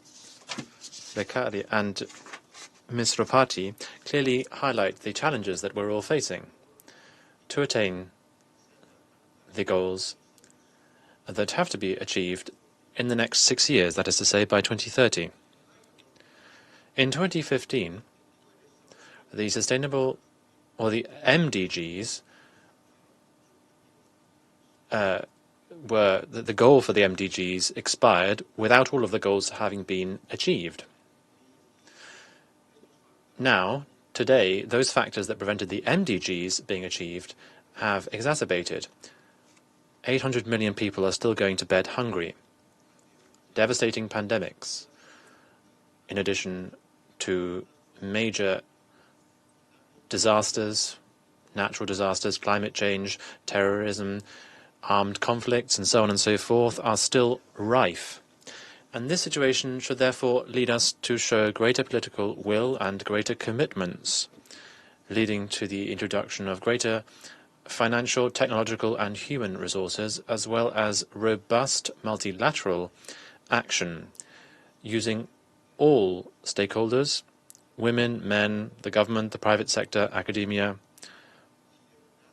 if we really want to achieve the goals and ensure that nobody is left behind, and ensure that we achieve the goals by 2030. In order to do this, Madam President, I encourage you to continue this fight at the helm of ECOSOC to try to incentivize these kind of meetings that will help us to achieve these goals on time. Thank you. I would like to thank the representative of Equatorial Guinea, and I now give the floor to the representative of International Organization of Employers. Thank you, Excellencies and distinguished guests.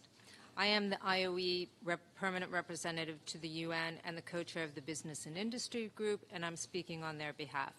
Business remains committed to the SDGs. However, they are concerned about the backward movement and with the mere 12% of SDGs currently on track. In line with the theme of eradicating poverty, according to the recent UNDP report, 73 out of 93 countries mentioned that job creation is the solution to eradicating poverty. 90% of jobs are created in the private sector. With this in mind, we participated in the recent ECOSOC Future of Work meeting in Chile, exceptionally organized by ECLAC and ECOSOC President Paula Neves. The purpose of this meeting was to have an open dialogue with many partners on finding solutions to the decent work agenda. During the two-day event, we focused on decent work and the need for economic growth. The current trends of increased remote hybrid working, increased informality, high inflation, supply chain issues, skills shortage, geopolitical instability, and increased automation, including AI, were some of the factors hindering stable job growth. But there are solutions. But they are dependent on governments, social partners, private sector, international organizations working together on effective and efficient labor policies, good governance, easily implementable legislation and regulation with a focus on SMEs and a movement from the informal to the formal sector and digital transformation for all. But we must work together and act. IOE, along with UNDCO and Konrad Adenauer Stiftung, acted yesterday.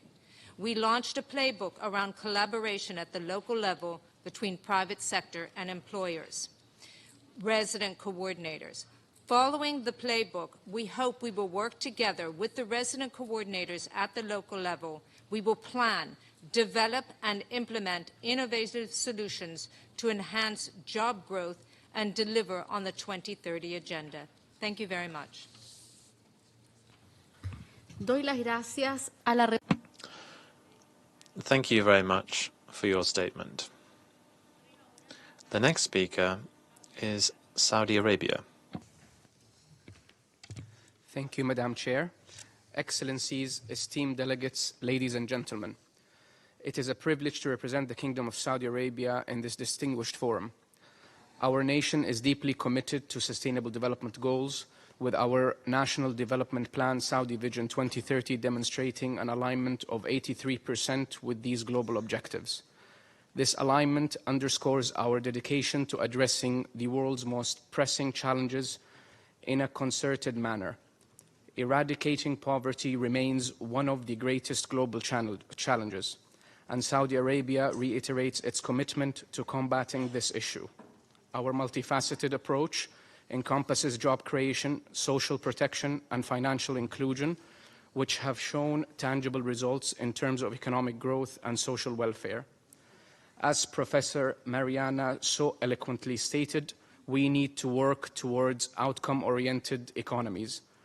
And in the realm of hunger eradication, Saudi Arabia has partnered with Uplink Platform and has spurred initiatives in food security and sustainable agriculture, showing our commitment to innovative solutions in this crucial area.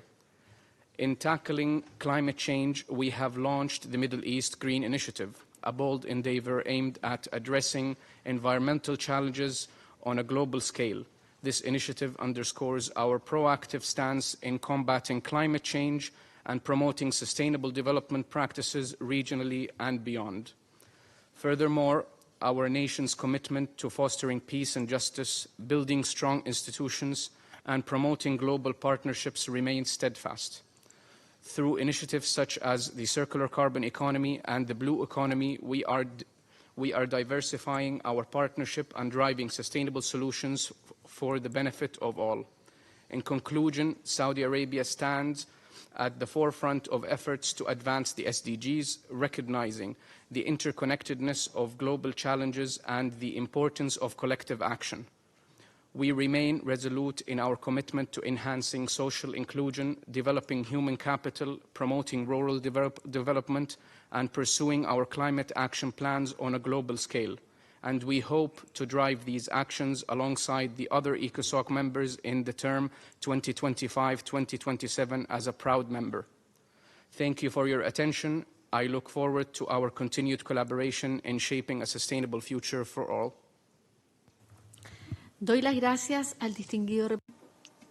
Thank you very much. The next speaker is Spain. Thank you very much, Madam President. Spain aligns itself with the statement delivered by Belgium on behalf of the EU, and in our national capacity, we would like to make a few additional comments. As various delegations who spoke before me have already said, the convening of the SDG summit in September highlighted the fact that the 2030 agenda must remain, now more than ever, the roadmap to make sure that development is a reality. That is why we must step up our national and international commitments, and we must also make the most of the forthcoming meetings and processes to focus on the achievements as well as the challenges that remain. Spain is making headway on fulfilling these commitments. In line with our support to the reform of the development system, we intend to enhance our contributions to the regular budget of our main partners. We are already the first donor to the SDG fund, and we have enhanced our contribution also to the SPTF. Spain has also offered to host the 4th Conference on the Financing of Development, which is scheduled to be held in 2025. As the political declaration from the SDG summit clearly states, bolstering multi-level and multi-factor, multi-stakeholder partnerships is key to attain the SDGs. That is why we think that localizing the SDGs is critical, and it must be done in a cross-cutting way, but particularly in the SDGs that are going to be reviewed this year, because local and regional authorities are in the best position to meeting the needs of citizens. Ultimately, they are key allies in helping us to move along the social transition that we have been advocating in all of these fora. Spain is therefore proud to host the Secretariat of the Local Coalition 2030 and to contribute to global efforts to localization and to guarantee a fair transition. Madam President, Spain this year will present its 3rd VNR. We have closely read the outcome of the online global consultations that was carried out to prepare for this session, and we've taken note of the conclusions. We reiterate our willingness to contribute to continue strengthening governance within civil society and public administrations to build fairer, more sustainable and more democratic societies. We believe that efforts must be pooled, and we are in favor of effective and inclusive multilateralism so that we can really ensure that we achieve SDG 17. Thank you. I thank the representative of Spain. I now give the floor to the representative of International Center for Research on Women. Thank you. Excellencies, distinguished guests and colleagues, I'm here today representing the Women's Major Group, which is mandated by the United Nations to facilitate feminist engagement with sustainable development processes. Strong international cooperation and multi-stakeholder governance is imperative for the achievement of the 2030 Agenda for Sustainable Development and for lasting transformative change for women and girls in all their diversity. However, the Women's Major Group believes that efforts to achieve broad-based inclusive growth in line with the SDGs have not matched the scale and intensity of current global crises, nor have they sufficiently addressed the disproportionate impact of conflict, climate change, and deepening inequality on the lives and well-being of all women and girls. We note with particular concern the erosion of international human rights instruments and the fracturing of the multilateral system. Ladies and gentlemen, it is time to reimagine our partnerships in line with the feminist principles and goals of systemic transformation, intersectionality, inclusion, accountability, and policy coherence. We need transformative partnerships that seek to challenge power imbalances at the global, national, regional, and local level and disrupt racist, patriarchal, exploitative, and militaristic systems. We need intersectional partnerships that promote and protect the human rights of all marginalized communities, particularly those traditionally excluded, and ensure that all partners hold power and exercise influence equitably. We need accountable partnerships that prioritize adequate, predictable financing for Agenda 2030 and gender equality without undermining domestic resource mobilization, as well as robust monitoring and reporting mechanisms to evaluate impact and enable informed contributions to policy making from those directly affected by the policies in question. We need partnerships that are collaborative and inclusive, ensuring adequate opportunities for feedback from affected communities while paying particular attention to language and other accessibility barriers. Finally, we need partnerships that ensure coherence and coordination across human rights and development systems and processes, including at the regional and national levels. Thank you for the floor. Doy las gracias a la representante. Thank you very much for your statement. The next speaker is the United States. Thank you, Madam President, and thank you for hosting ECOSOC's very special meeting in Chile. The United States welcomes this forum to learn from colleagues and stakeholders about fostering a whole-of-society approach to achieving the Sustainable Development Goals and advancing the 2030 Agenda. As President Biden emphasized in the General Assembly this past September, quote, cooperation and partnership are the keys to progress on the challenges that affect us all and the baseline for responsible global leadership, unquote. Our pledge to leave no one behind must empower individuals and groups, including marginalized and underrepresented groups and those in vulnerable situations, as well as stakeholders at all levels, to contribute to the achievement of the SDGs as full partners. As part of our commitment to implementation of all 17 SDGs and our determination to uphold the inherent dignity of every human being, the United States prioritizes engagement with diverse stakeholders to foster locally led solutions. Experience has shown that facilitating local ownership within development cooperation is the route to greater equality, effectiveness, and sustainability. The U.S. Agency for International Development, USAID, prioritizes fostering locally led development solutions to advance the SDGs, including by promoting equitable and inclusive engagement of local stakeholders, using local knowledge and feedback to drive program design and adaptation, and preserving and respecting local actors' right to exercise influence over how change happens in their own communities. Through consultations with more than 300 organizations from nearly 50 countries, USAID has identified practices that meaningfully create space for local actors.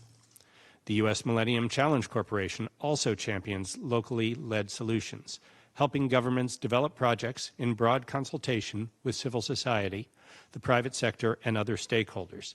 Since its founding in 2004, the agency has provided about $16.5 billion in grants to 47 well-governed democracies, with expected direct benefits to 323 million people. In all, 23 U.S. federal agencies are active in building public-private partnerships to address global challenges. The United States is also proud to have collaborated with Norway on the Donor Statement for Locally Led Development, which has been endorsed by 20 countries and 15 private philanthropic foundations. The United States is also committed more than ever to the success of the UN system, including the regional commissions. Our pledge to leave no one behind must empower individuals and groups and, towards the achievement of the SDGs as full partners. Doy las gracias al representante. Thank you for your statement. The next speaker is Qatar.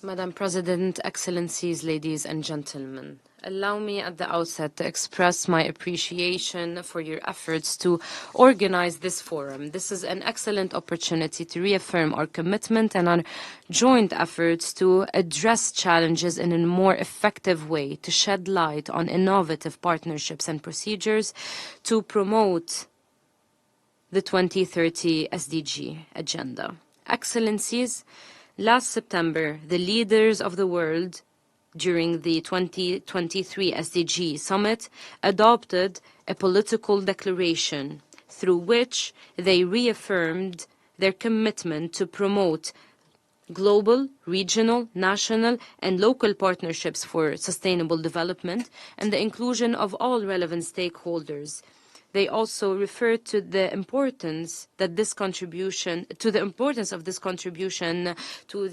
2030 agenda. We played a pioneering role by co-facilitating with Ireland the intergovernmental negotiations on the political declaration. This is a key document for taking transformative action. The State of Qatar has a long record of partnerships and cooperation. We attach great importance to global partnerships for sustainable development. We continue to play a pioneering role by providing assistance and implementing development projects that benefit millions around the world. We have an excellent partnership with UN agencies, especially that was mainly promoted in 2018 when we declared a multi-year non-earmarked funding of $500 million for UN agencies. Until today, 45% of this funding has been provided to OCHA, the World Health Organization, UNRWA, Children and Armed Conflict, the UN Trust Fund for Youth, the UNHCR, UNICEF, UNDP, and other agencies. In light of the importance of outcome-oriented partnerships, the State of Qatar is a founding investor of UNDP's Accelerator Labs network, which has been proven to play an effective role in development. We have provided more than $30 million for this network. Madam President, innovative partnerships and approaches could play an important role by helping countries, especially the most vulnerable and poorest, through investing in sustainable development goals. Allow me to reaffirm my commitment to promote partnerships to implement the ambitious commitments of the 2022-2031 Doha Programme of Action for LDCs. The mic was cut off. Doy las gracias al representante. I thank the representative of Qatar. The next speaker is the representative of in consultative relationship with the United Nations. Excellencies, ladies and gentlemen, Madam UCOSOC President, Ambassador Paula Narvaez, thank you for having the Conference of Non-Governmental Organizations in Consultative Relationship with the United Nations, also called Congo, address this 2024 UCOSOC Partnership Forum. This forum's focus is timely, if urgent. Any talk of eradicating poverty, eliminating hunger, acting on climate, achieving peace and justice, and growing partnerships for the goals must involve collaboration and partnership among all peoples, nations, and institutions. Nothing less will work if we are to make progress with Agenda 2030 and the SDGs. At the Conference of NGOs, consultation, collaboration, and cooperation undergird our advocacy for meaningful access to the physical premises of the UN and to the substantive promises of sustainable development, of peace and security, human dignity and human rights, which are the very pillars of the United Nations.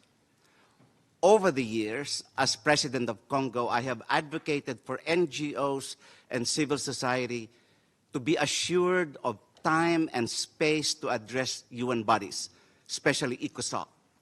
Today, Madam President, under your leadership, you have made it possible in a more meaningful way by interspersing our interventions between member state and UN entity speakers, ensuring time no longer runs out on us. This is part of a true partnership, indeed of multilateralism itself, that I hope grows and continues beyond UCOSOC. I hope the strong statements here for civil society will also be reflected better in the ongoing deliberations leading to the Summit of the Future and in the text of the Pact for the Future. Excellencies and colleagues, even as we address the Agenda 2030 and the SDGs, we recognize the polycrisis and intersecting pandemics, not just of health, but social pandemics, that we face today under conditions of uneven economic development. Partnerships and solidarity are meaningful ways to face the present and the future together. Let's muster that courage and resources to make them real. I thank you for your kind attention. Doy las gracias al representante. Thank you very much for your statement. I now give the floor to the representative of Tajikistan.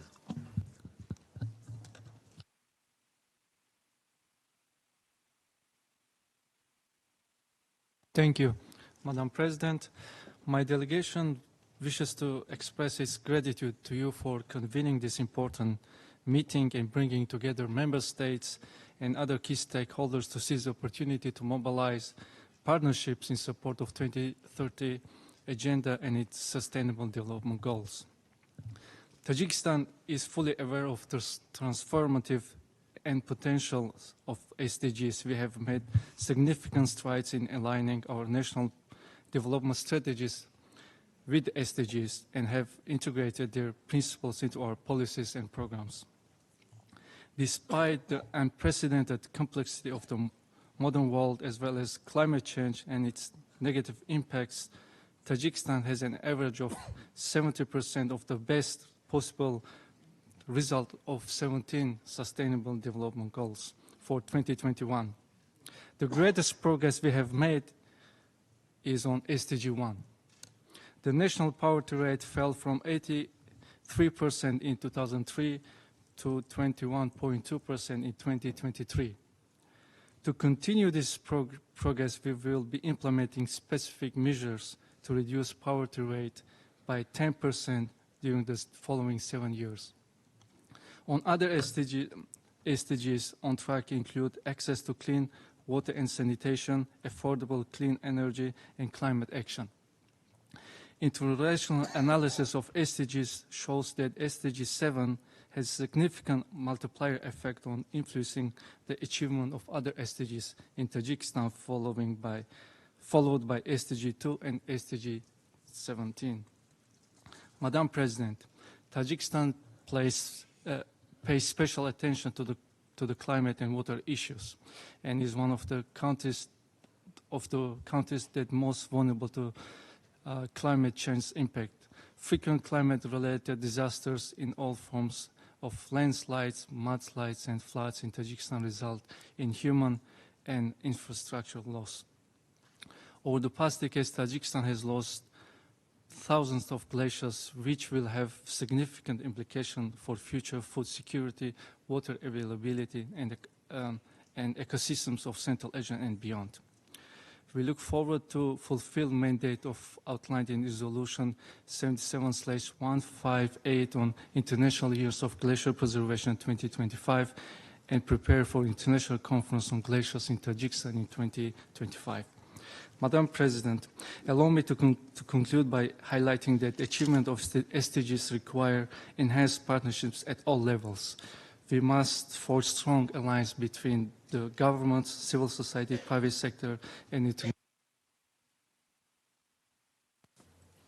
Doy las gracias.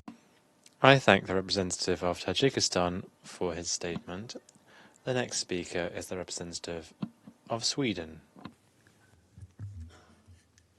Thank you, Madam President. Sweden aligns with the statement by the European Union delivered by Belgium and the Nordic statement delivered by Denmark. Today is about partnerships, and this is why we take this opportunity to say a few words about the Global Partnership for Effective Development Cooperation. Sweden has the pleasure of leading this for the moment, together with partners, the Democratic Republic of Congo and Indonesia, as well as the CSO group Reality of Aid Africa. And this partnership seeks to build on the effectiveness principles of country ownership, inclusive partnerships, mutual accountability, and focusing on results. Inclusive partnerships is how we work for sustainable development. Close to half of the partnership steering committee represent non-governmental groups, from trade unions and employers to civil society and parliamentarians, to meet the whole of society ambition of the 2030 Agenda. And we're pleased that 54 countries have committed to the partnership's effectiveness monitoring exercise. We believe that the monitoring exercise provides an opportunity to make our cooperation more effective and our development more sustainable. We therefore urge more countries to join and all development actors to take an active part at country level. Reinforcing the 2030 agenda and eradicating poverty in times of multiple crises requires working together across countries with different stakeholders. And this is why we're happy to join today's discussion on the ECOSOC Partnership Forum on Ideas, Innovations and Joint Work for Sustainable Development. Thank you so much. Doy las gracias. I thank the representative of Sweden.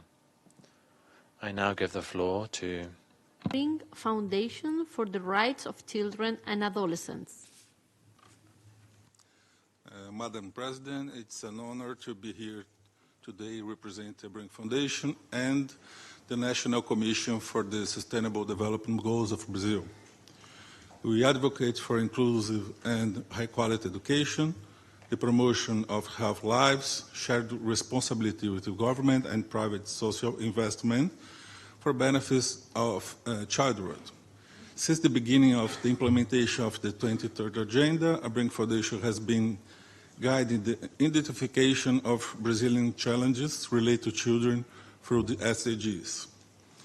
The National Commission for the Sustainable Development Goal was restarted last year and aimed to implement the agenda in Brazil in partnership with 42 civil society organizations, including a Bring Foundation.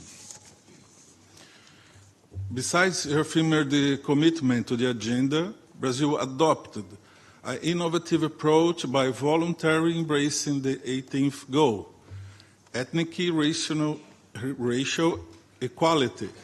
This goal focuses on promoting racial equality, addressing issues that particularly affect indigenous people and the black population in Brazilian society, and which will be presented in detail at the high-level political forum in July.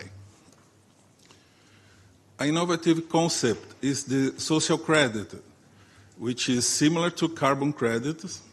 While carbon credits primarily aim to finance the reduction of greenhouse gas emissions to combat the climate change, social credits aim to reduce social inequalities in the regions affected by social vulnerabilities. Projects for generating social credits must align to the SDGs. The British Consulate General in São Paulo and the British Ministry of Foreign Affairs are supporting the social credits. A Bring Foundation, in partnership with the Grant Thornton Brazil, will launch the first social credit soon. To achieve the 23rd Agenda, we will need resource, and social credit will be a powerful fundraising tool. Thank you. Muito obrigado. Doy las gracias. Thank you very much for your statement. The next speaker is Portugal.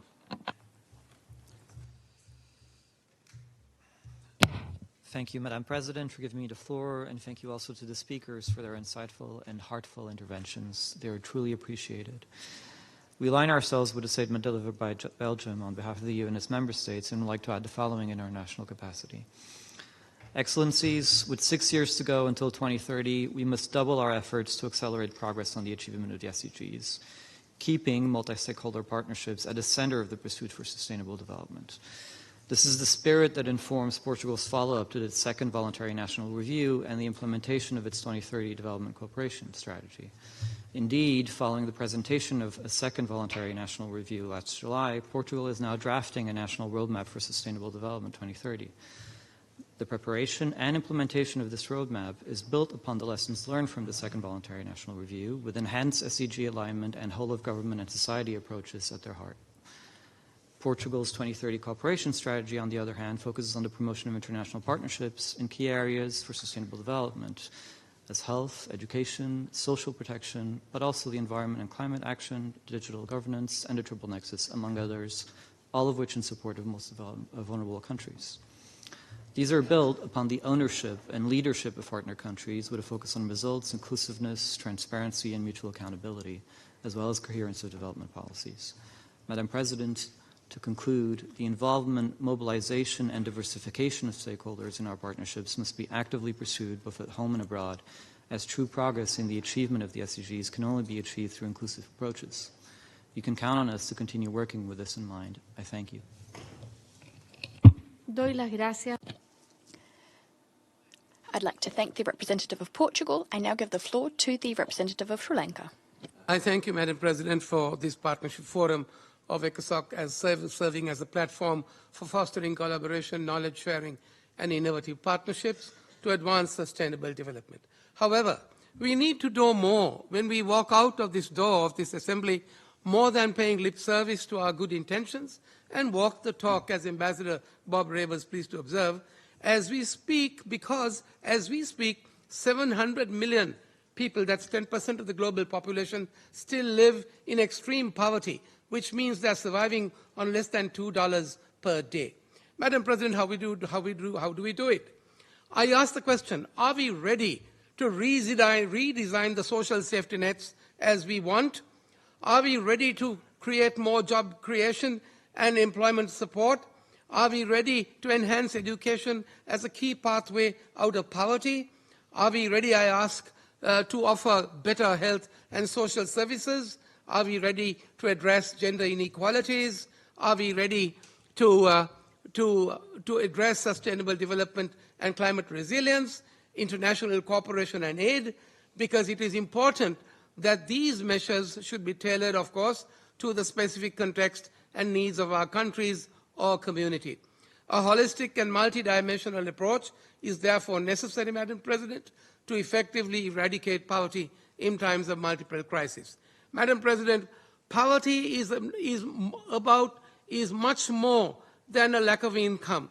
It has a range of different socio-economic dimensions, including the ability to access services and social protection measures, and to express opinions and choice, the power to negotiate, and social status, decent work and opportunities.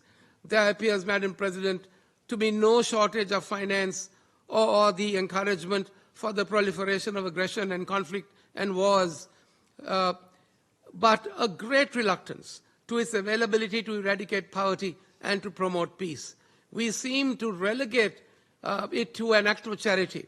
It is time, I say, that we free ourselves from that state of misplaced comfort and respond to the common goals of this partnership as a matter of human duty. Thank you. Doy las gracias. I'd like to thank the representative of Sri Lanka. I now give the floor to the representative of the Bangladesh Rural Advancement Committee. Esteemed colleagues, my name is Heidi McAnally-Linz, and it is a privilege to represent BRAC International today. As the largest global South-led NGO, BRAC has been at the front lines of poverty alleviation for decades. We have partnered with over 100 million participants in proven programs across 17 countries. We are here today because we recognize the SDGs are significantly off track, especially SDG 1. But we don't need a flashy new innovation to get us back on track. There are existing evidence-based innovations that we already know work. Today, I urge us all to live up to our shared vision for a poverty-free world and commit to rapidly scaling evidence-based, locally grounded solutions that will actually move the needle on the SDGs. What has become known as the graduation approach is one such intervention. While originally designed by BRAC, it is a global approach now run by over 100 entities, and it combines three things. 1, a large productive asset. 2, basic needs support while the asset becomes productive. And 3, coaching that builds agency, know-how, and hope. Rigorous evidence from dozens of contexts suggests that this kind of big push approach over the course of just 2 years could enable hundreds of millions to escape poverty and build resilience for the long term, thereby empowering families with lasting benefits for future generations. This is already happening at a global scale, so we know we can do it, but we must do more. The government's graduation program in Bihar, India, is enabling already more than 200,000 women and their families, nearly 1 million people, to leave a life of poverty behind. Many other governments are following. This proves ending extreme poverty is not insurmountable. We know what to do, but we need a massive global effort to scale what works. It is my hope that this forum will foster such a coalition, thereby reinvigorating progress on SDG 1 and transforming the lives of hundreds of millions in extreme poverty. Thank you.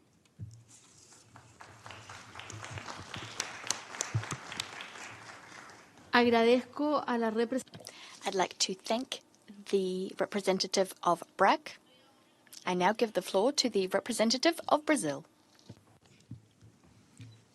Thank you, Madam President. It was a pleasure to listen to the thoughtful and inspired words of our keynote speakers.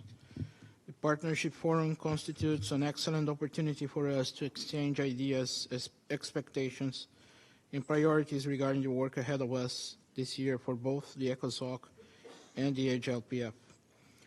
The SDG Summit that took place last September was a catalytic moment for the renewal of the international community's commitment to the full implementation of the 2030 Agenda. Its political declaration is a strong call to urgent action at all levels and by all stakeholders, with a clear focus on the poorest and most vulnerable. This last point should be a top priority throughout this year in the follow-up to the SDG Summit. Decisive actions to reduce inequalities within and between countries must be at the core of our efforts. Only this way will we be able to fulfill the 2030 Agenda's promise of leaving no one behind. The Sustainable Development Agenda, in its 3 dimensions, is an absolute priority for Brazil. In this year's HLPF, Brazil will present its 2nd PNR.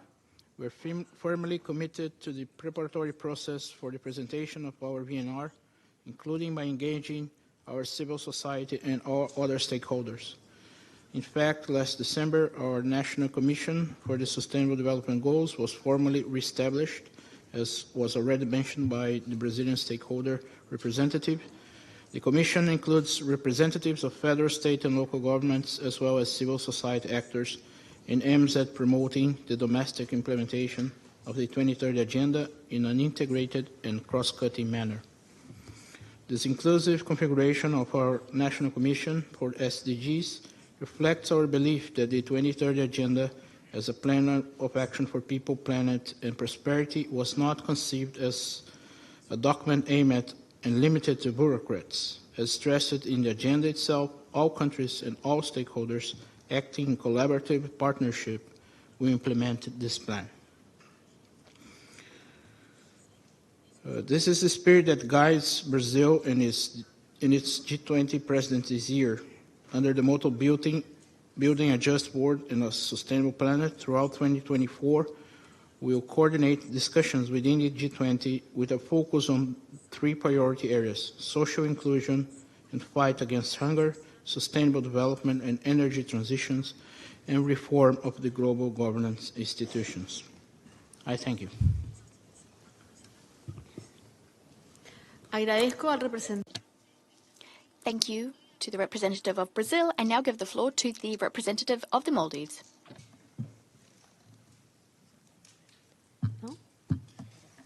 Thank you, Madam President, Excellencies. At the outset, I thank you for organizing this forum at such an opportune time. I also thank keynote speakers. Madam President, almost a decade since the adoption of 2030 Agenda, the Maldives is proud of its accomplishments. On SDG 1, we have achieved or are on track to meeting the goals. However, on SDGs 2, 13, 16, and 17, we face challenges that can only be addressed through genuine partnerships. In this regard, I would like to note 3 points. First, SDGs cannot be achieved without international cooperation and partnerships.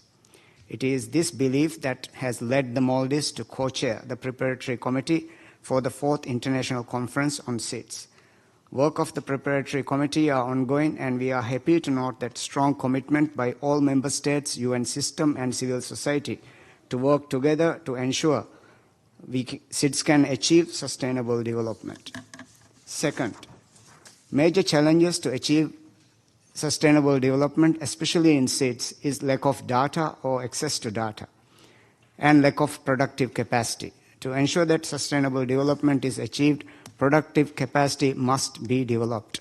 We must also ensure that the data, especially data related to achieving SDGs, such as SDG 13, are easily accessible and available to all member states. This can only be achieved through partnerships. Third, access to finance is a key challenge. In the face of lack of finance, developing countries must rely on our partners and their generous assistance to help us achieve development. However, we know such approach is not sustainable. This is why the Maldives and our fellow SIDS have championed the early finalization of Multi-Dimensional Vulnerability Index.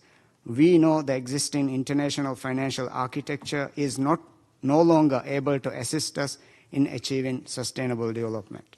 Madam President, as a small island developing state with limited resources, the Maldives is acutely aware of the importance of partnership, and we hope that through this forum we are able to see the positive impact of partnerships in achieving SDGs and how they can better be adapted to meet the unique demands of our countries and challenges we face. I thank you, Madam President. Doy las gracias.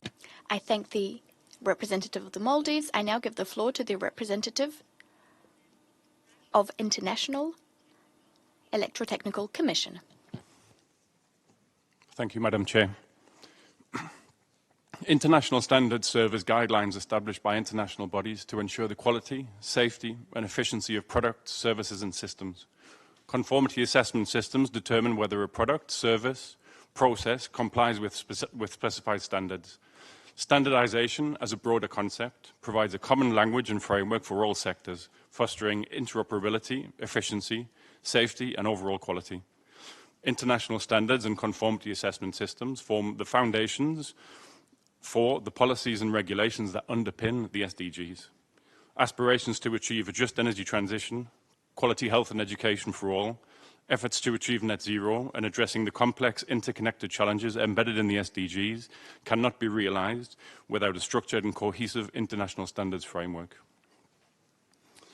International standards representing a global consensus of state-of-the-art knowledge and expertise play a crucial role in guiding policies, fostering innovation, and ensuring the coordination and effectiveness of global efforts. The International Electrotechnical Commission, IEC, alongside partner institutions like the International Organization for Standardization, ISO, and the International Telecommunication Union, ITU, are the custodians of this system. The IEC Global Impact Fund is a proactive initiative advancing the vision of a safer and more efficient world, showcasing the impact of standardization in addressing contemporary social, economic, and environmental challenges. This initiative underscores the importance of innovation, technology, and quality infrastructure in positively impacting society. Through a diverse portfolio of projects and collaborative partnerships, the IEC Global Impact Fund actively links and integrates the global standardization framework with the SDGs and the development finance architecture. A call to action is extended to all member states, observers, representatives of UN entities, civil society, and other non-state actors to engage and partner with the international standards system through the Global Impact Fund. This will help to ensure that standards fulfill their ultimate purpose of being harmonious and inclusive in the pursuit of global sustainable development. I thank you. I thank you very much indeed for your statement. I now give the floor to the representative of Mexico. Thank you very much, Madam President. I am pleased to address you, representing Mexico, with the goal of reaffirming the importance of multi-stakeholder alliances with governments, the private sector, academia, and civil society to achieve the implementation of an effective sustainable development agenda. Consolidating sustainable alliances is critical to contribute to development. SDG 17 is critical in achieving the other SDGs. It recalls the universality of the 2030 Agenda and the critical principle of leaving no one behind and leaving nobody outside the process either. In Mexico, we have been able to translate words to deeds. The Executive Secretariat of the National Council for the 2030 Agenda plays a critical role in coordinating efforts between the federal government, the subnational governments, the legislature and the judiciary, as well as the private sector, academia and civil society, in achieving the implementation of the agenda. The first National Convention for the 2030 Agenda gathered together all relevant stakeholders, and at that meeting, the Youth Network for the 2030 Agenda was presented. This promotes the dissemination of the agenda among young people and cooperates with local governments and the UN system to involve youth in building a sustainable world. Working with local governments, we have also established alliances to promote a forum for dialogue and the effective implementation of the 2030 Agenda at the local level. With the private sector, we have also made headway in incorporating sustainability through the first VNR of businesses and workshops that aims to align their projects with the SDGs themselves. Working with academia, we have also organized events to increase awareness about the 2030 Agenda, and at the international level, we have established alliances with other governments to address challenges such as poverty, and we have also launched specific projects with priority groups, such as Youth Building the Future. And since 1947, cooperation between the UN and Mexico has been a critical pillar in helping us to achieve sustainable development. The Local Action Alliances Network is an important forum for us to share ideas and facilitate alliances. We urge all present here to promote and strengthen alliances to achieve the successful implementation of the 2030 Agenda. Thank you. I thank Mexico, and I now give the floor to Kenya. Thank you, Madam President. Kenya joins others in thanking the government and people of Chile for the hospitality extended to my delegation during the just concluded ECOSOC special meeting. In these unprecedented times of global crisis, which continue to intensify existing vulnerabilities, we must approach our work with renewed commitment. Madam Chair, the 2030 Agenda serves our guiding beacon as we deliberate on the future action for ECOSOC and HRPF. Embracing the transformative power of technology is essential to drive inclusive solutions.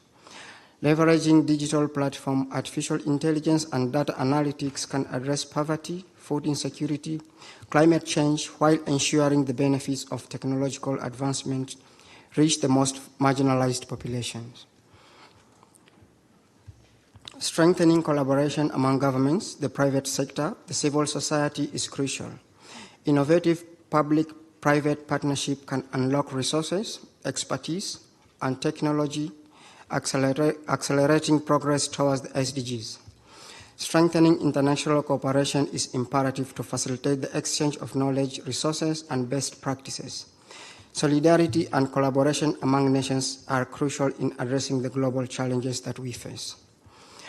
However, prioritizing human-centered approach is essential to ensure the well-being and dignity of all individuals, and this should include addressing the unique needs of population in vulnerable situations, especially refugees, women, children, and especially during this time of crisis. Integrating climate resilience into poverty eradication strategies is crucial. Recognizing the interconnection between climate change and poverty, we must develop initiatives that mitigate the impacts of environmental challenges on the marginalized communities. In conclusion, as we chart the course forward, let us commit to collective efforts that transcend borders and ideologies. The stakes are high, and our shared responsibility to future generations demands bold action. By reinforcing the 2030 agenda with innovative and resilient solutions, we can build more resilient and equitable world. Thank you. Doy las gracias al Thank you very much. The next speaker is Friends World Committee for Consultation. Thank you, Madam President, and we thank the keynote speakers for their presentation. The SDGs under review this year, SDGs 1, 2, 13, 16, and 17, highlight the interconnected nature of the 2030 Agenda and the necessity of collaboration to ensure no one is left behind. Civil society is a crucial partner in implementation, often providing services at local levels despite many barriers. Strengthening partnerships will require the following. First, genuine partnership requires protection efforts. Globally, we are seeing civic space shrink and increasing attacks on civil society, activists, and human rights and environmental defenders. The UN's community engagement guidelines provide a basis for addressing these concerns, and the principles are relevant everywhere. Second, meaningful engagement and partnership must be transparent, accessible, and include follow-up. From the UN system, this could be feedback and transparency on how inputs from CSOs and others are integrated into policies and practices. Third, data collaboration is vital. The two most recent SDG reports have highlighted the important partnership between national statistical offices and civil society in data collection, linking collaboration to increase data inclusivity, timeliness, and utilization. Here, it is critical that there is financing that is long-term and flexible enough to improve the evidence base, and that it is informed by perspectives of civil society. Finally, as a Quaker organization, we recognize that violence will not end through violence. The global rise in conflicts linked to increasing poverty, famine, and environmental degradation threatens to upend the promise of the 2030 Agenda and progress across all the SDGs. Partnerships and commitment to UN mandates, including eliminating poverty, hunger, and acting for climate and peace, must be met. Thank you.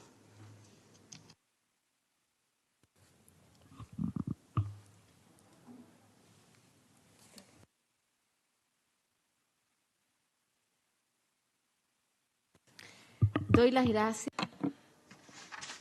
Thank you very much for your statement. We have heard the last speaker in the plenary segment.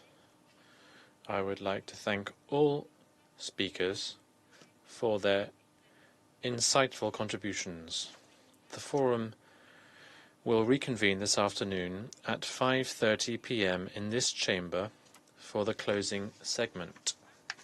Before we adjourn, I would like to invite delegations to participate in the 4 SDG action segments, each dedicated to one of the Sustainable Development Goals, slated for review during the high-level political forum in 2024, namely Goals 1, 2, 13 and 16, as well as in the side events organized during the lunch hour. The SDG action segments will be held between 3 and 5:15 p.m. in conference room in the Trusteeship Council Chamber and the UCOSOC room. The meeting stands adjourned.